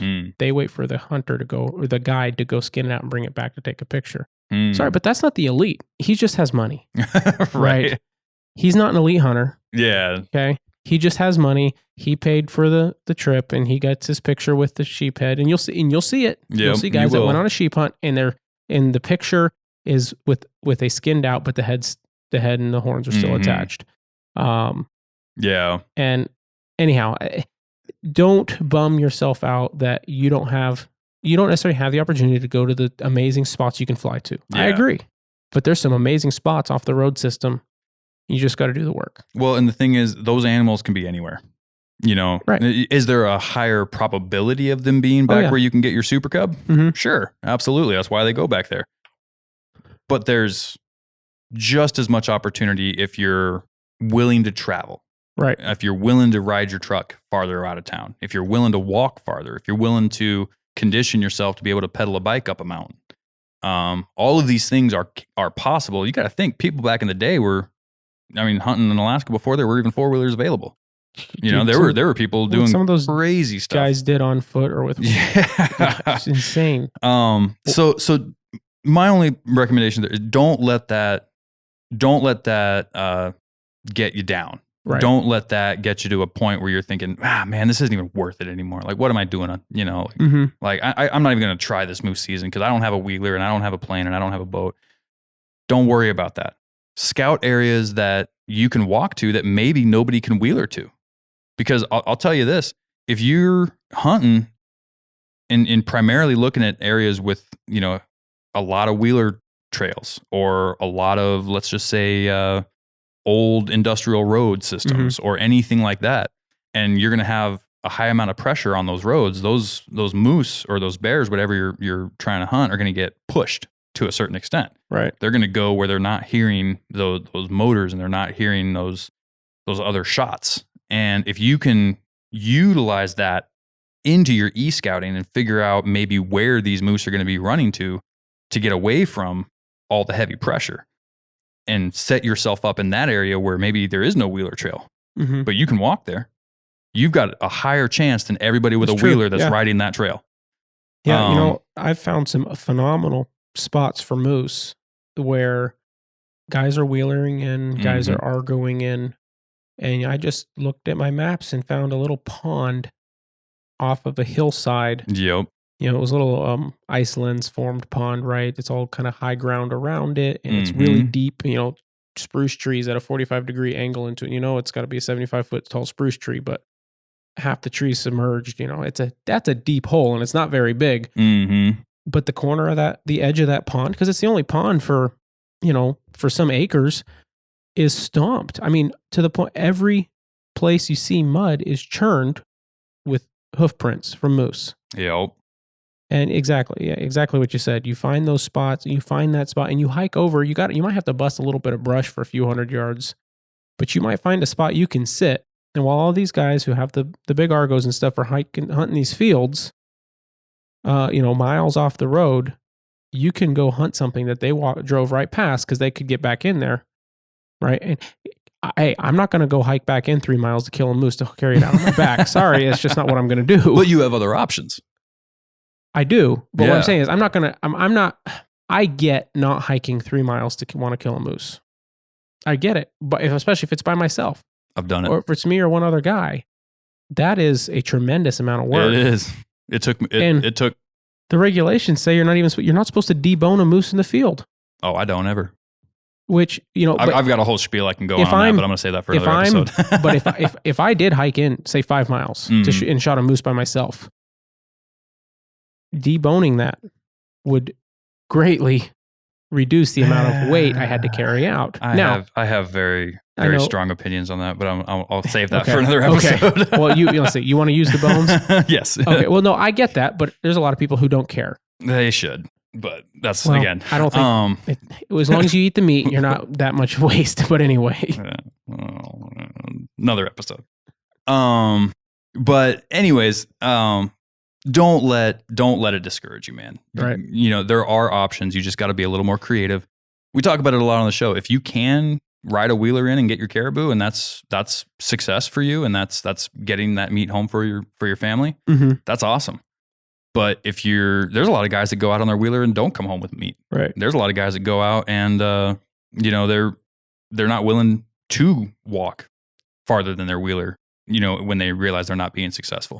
If you're willing to go the extra mile, if you're willing to do these slightly crazier things, you don't need all the technology in the world and all the big, machines to go out and do this stuff. I mean, like I said, people have been doing it for forever. So, just be a little bit creative, scout those areas that other wheelers aren't going to be able to get to. Use that to your advantage. Turn it on its head and look at it.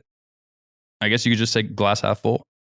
Look at it from a positive standpoint that you're able to hunt places other people aren't going to be willing to go to because they have a wheeler. So why would they walk there? Yeah, they have a wheeler, so they're going to be over here on this nice, easy riding trail. Or even if it's a hard riding trail, they're going to be over here. You're going to be over here. Off in this pond. Having that mentality, it's easy to get into that. Well, if there's not a trail, or how can I make a trail, right? Yep. Whereas if you're on foot, you don't have that. Yeah. You don't have the luxury, but you also don't have the worry. Yeah. And guess what? There's a lot less to break down. I've broke down a lot more times than we talked about then. But it's just what it is. When you go when you're on foot, it's just your body. If you maintain your body, you're good to go. Yeah. And if that breaks down, then you're in a little bit more trouble. But I'm gonna steal Dalton's line. Well, on your hunt, which I think I said originally the first time. I'm pretty sure you did. But, whatever. Before you get too crazy, we do have 2 more questions, just so everybody knows. If we didn't get to your question on this episode, we are gonna cut this one off, as you could tell. But it's about midnight right now, so we don't want to be giving you guys half thought through answers just because we're tired and hopped up on Red Bull. So these ones are a little bit more technical. We're gonna address those in a future episode, probably the next one or the one right after that. So very quickly we will get to your question. We kind of went through these chronologically from the oldest ones to the newest ones. So these guys are the newest question askers. So but thank you all for your questions. Hopefully you enjoyed the answers. If you have any more questions or anything else, definitely send us a message for clarification, anything like that. If we missed anything or misinterpreted your question. If you have any opinions or can tell us why we are so wrong about something we said today, let us know and then leave a good review. But on your hunt, make sure, I'm going to say it right now because I just sharpened it again this morning. Don't take the way I said that the wrong way. But Yukon River knives. I've got the Hunter on me right now. And the reason I sharpened it again this morning is I did something very unwise, very irresponsible with my knife. I used it to open a hem on some J channel, which is sheet metal. I used it to pry, and it took the edge right off the blade, chipped it in a few spots, chipped the edge, and so I took it back across the diamond, which I also bought from Yukon River. And I've been carrying this knife for I think about a month now. Okay. And it took me a little bit to get used to having it there and remembering, instead of breaking out my razor blade. And the more I use it, the more I love it. It holds an edge very well when I'm not trying to sheet metal with it, which that's the only time I've done it, and hopefully it's the only time I do it.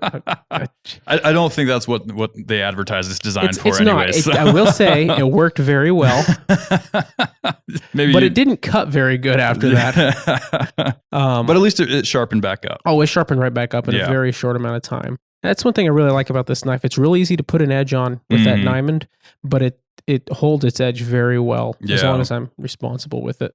Yep, and they're all that way. They've got several different styles of knives. They've got the you have the Hunter in your hands right now. They have the Sendero. They've got the Green River Skinner. They got the Processor. I really love the Processor. I'm excited to try that one on some processing. I'm really excited about the Sendero, bush.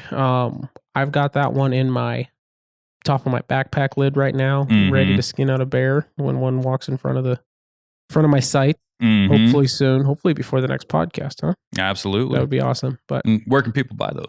YukonRiverKnives.com and use code The Northern Hunter at checkout. Get yourself a nice discount. I think it's like 15% there, which is quite good. It's quite good, yeah. Better than most. Yep. Also, make sure you're going to shop at Stealthy Hunter. Absolutely. Stealthy Hunter makes a lot of really great products. I've been using the glassing pad for a couple of my sits at my bait. I've been using the rifle cover. It's called the scope and crown cover on the website, but we call it the rifle cover here.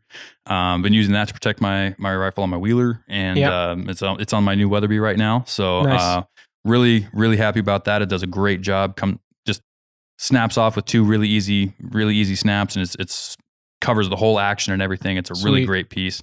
The medical kit, make sure you check that out. It's got everything you could possibly need in there and room for more if you do need more. Right. But go to stealthyhunter.com and make sure, again, you use promo code The Northern Hunter and you'll get a discount code or a discount at checkout. That's right. So one more thing with that rifle cover, I've been using it going into my bait as well, and I obviously pop it off before I walk in. Yeah. But when I'm riding my wheeler and my rifle's on my back, well, I've also got the Yukon River knife sling that has the knife in it. What do they call it? The ATK? The ATK. Or it's the ATK knife, and it's got that in the sling, so quick access. It's the always there knife. Always there, exactly. And on the leather sling, and I love that thing. But I've got the Stealthy Hunter. Well, like I said, we call it the rifle cover, and they actually have they have one that has only just the scope and crown cover. And I believe they have it in 3 options: scope and crown cover with the barrel. That is the crown. Is it? That's the crown. The crown? At the end of the barrel, it's called the crown. Okay. Well, they have another option where you can get like a buttstock cover. Oh, that has okay. I think it might even have a pocket in it or something. And that looks really sweet.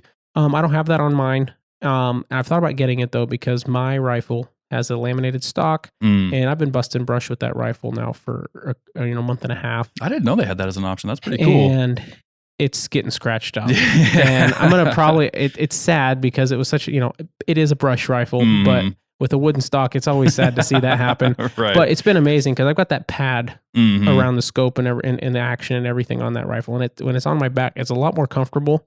And I have a lot more faith in my rifle not getting beat to pieces. Absolutely. Or sometimes it's strapped to my pack if I'm doing a long, easy ride and I've got somebody riding with me. But anyhow, I just wanted to throw that in. What else do you have in your pack while you're walking into your bear bait? Well, I keep the Batum 907 products. Batum 907. Now, I don't have that in my backpack. No, you probably don't want to do that. No, I actually keep it in one of those haul tail bags from Lowe's. Oh, okay. One of those canvas bags. I just keep them all in there, and they stay bundled up in the back of my rack. Yep, nice. And like the glass jar of Nasty Boar is like wrapped up in its own spot, so it's padded and. It's like I walk past my wheeler because it kind of just stays in there throughout the week. I walk past my wheeler and I can just I smell the blueberry or something. I leaked grease on it the other day, which I had to clean off. But Batum 907 makes some of the best smell goods you're ever going to bring into your bear bait, and just every scent you can imagine. Oh yeah, they got pastes, sprays, powders, anything, bait additives, smears, tars. I mean, you think of it, balls, the yo-yos and the big 8-pound bait balls. Yeah, if you can think of it and you want it, she's probably got it. So make sure you're going to batum907.com and use promo code TNE at checkout, and you'll get a good discount there as well. Our last 2 partners, there are no discount codes through, we have Hammer Bullets, which are arguably the best monolithic bullets on the market today. They're just the guys over there. They design these things amazingly. They fly great. If you watch any of the videos of the damage those things do on impact, it's phenomenal. It really is great. And I mean, when they say drop the hammer, they really mean it. So very excited to be partnered with them. And Weatherby Rifles is the other one. So we are we're all either shooting or ordering and just awaiting on arrival are Weatherby rifles. Dalton got the Backcountry 2.0. I got the Mark V Apex. Yep. Both in 338 RPM. Both very excited. I'm really excited to hear how his does. He's been using it down there while guiding, and he's going to be telling us all about that once he gets back in the next episode. That's right. So very excited for that. Very happy to be partnered with them. If you are looking for the highest quality hunting rifle for your next adventure, definitely check out Weatherby and make sure you're slinging a hammer out of that thing because it's going to work like none other. I will say, if you haven't looked at either of those companies recently, go check out their websites. Hammer has a new bullet called the HHT, which is a tipped bullet. It's their first tipped, and it's supposed to expand at 1,700 feet per second. Yeah, gives it better BCs too. Yeah, some of them give you better BCs depending on what you were shooting before. And so you get a little lower expansion. Speed, velocity, and which gives you a little longer range. And then Weatherby just announced the 307 lineup. Yeah, I'm really excited for that one. I really like the look of, and I'm really. It's funny because when I first heard about the 307 before it was public information, I wasn't sure what to think. The chassis rifle and the 700 action and stuff. And there's a lot of. Now that I see what they have, they did a good job with it. They did a good job, and I shouldn't have expected any less from Weatherby. I don't really see something in the immediate future. I'm going to want a rifle in that setup right. But I have been looking at and thinking about and planning, and I can see something like that in my future. Absolutely. I want to get one too. Well, guys, thank you for making it through this episode. Hopefully we didn't jumble our words too much, and Mo was able to clean up whatever we did jumble. Again, it is very late, so we apologize for that. But if you have any questions or comments on what we talked about today, or any questions in general, head to our website, thenorthernhunter.com. You can hit the contact us button there, and it'll take you to the email to send us one. If you want to send us an email directly, it is info@thenorthernhunter.com. And you can hit us up at either one of our socials that we currently have right now, which is Facebook and Instagram. If you search at The Northern Hunter on either one of those, we'll pop up. That's right. And we'll get back to you as fast as we can. We're all working full-time jobs and trying to bear bait. So if we take a little bit, I do apologize, but we will address your question either in the show or just direct message back. So thank you again. And until next time, get out there, get after it, and good luck. See you next week.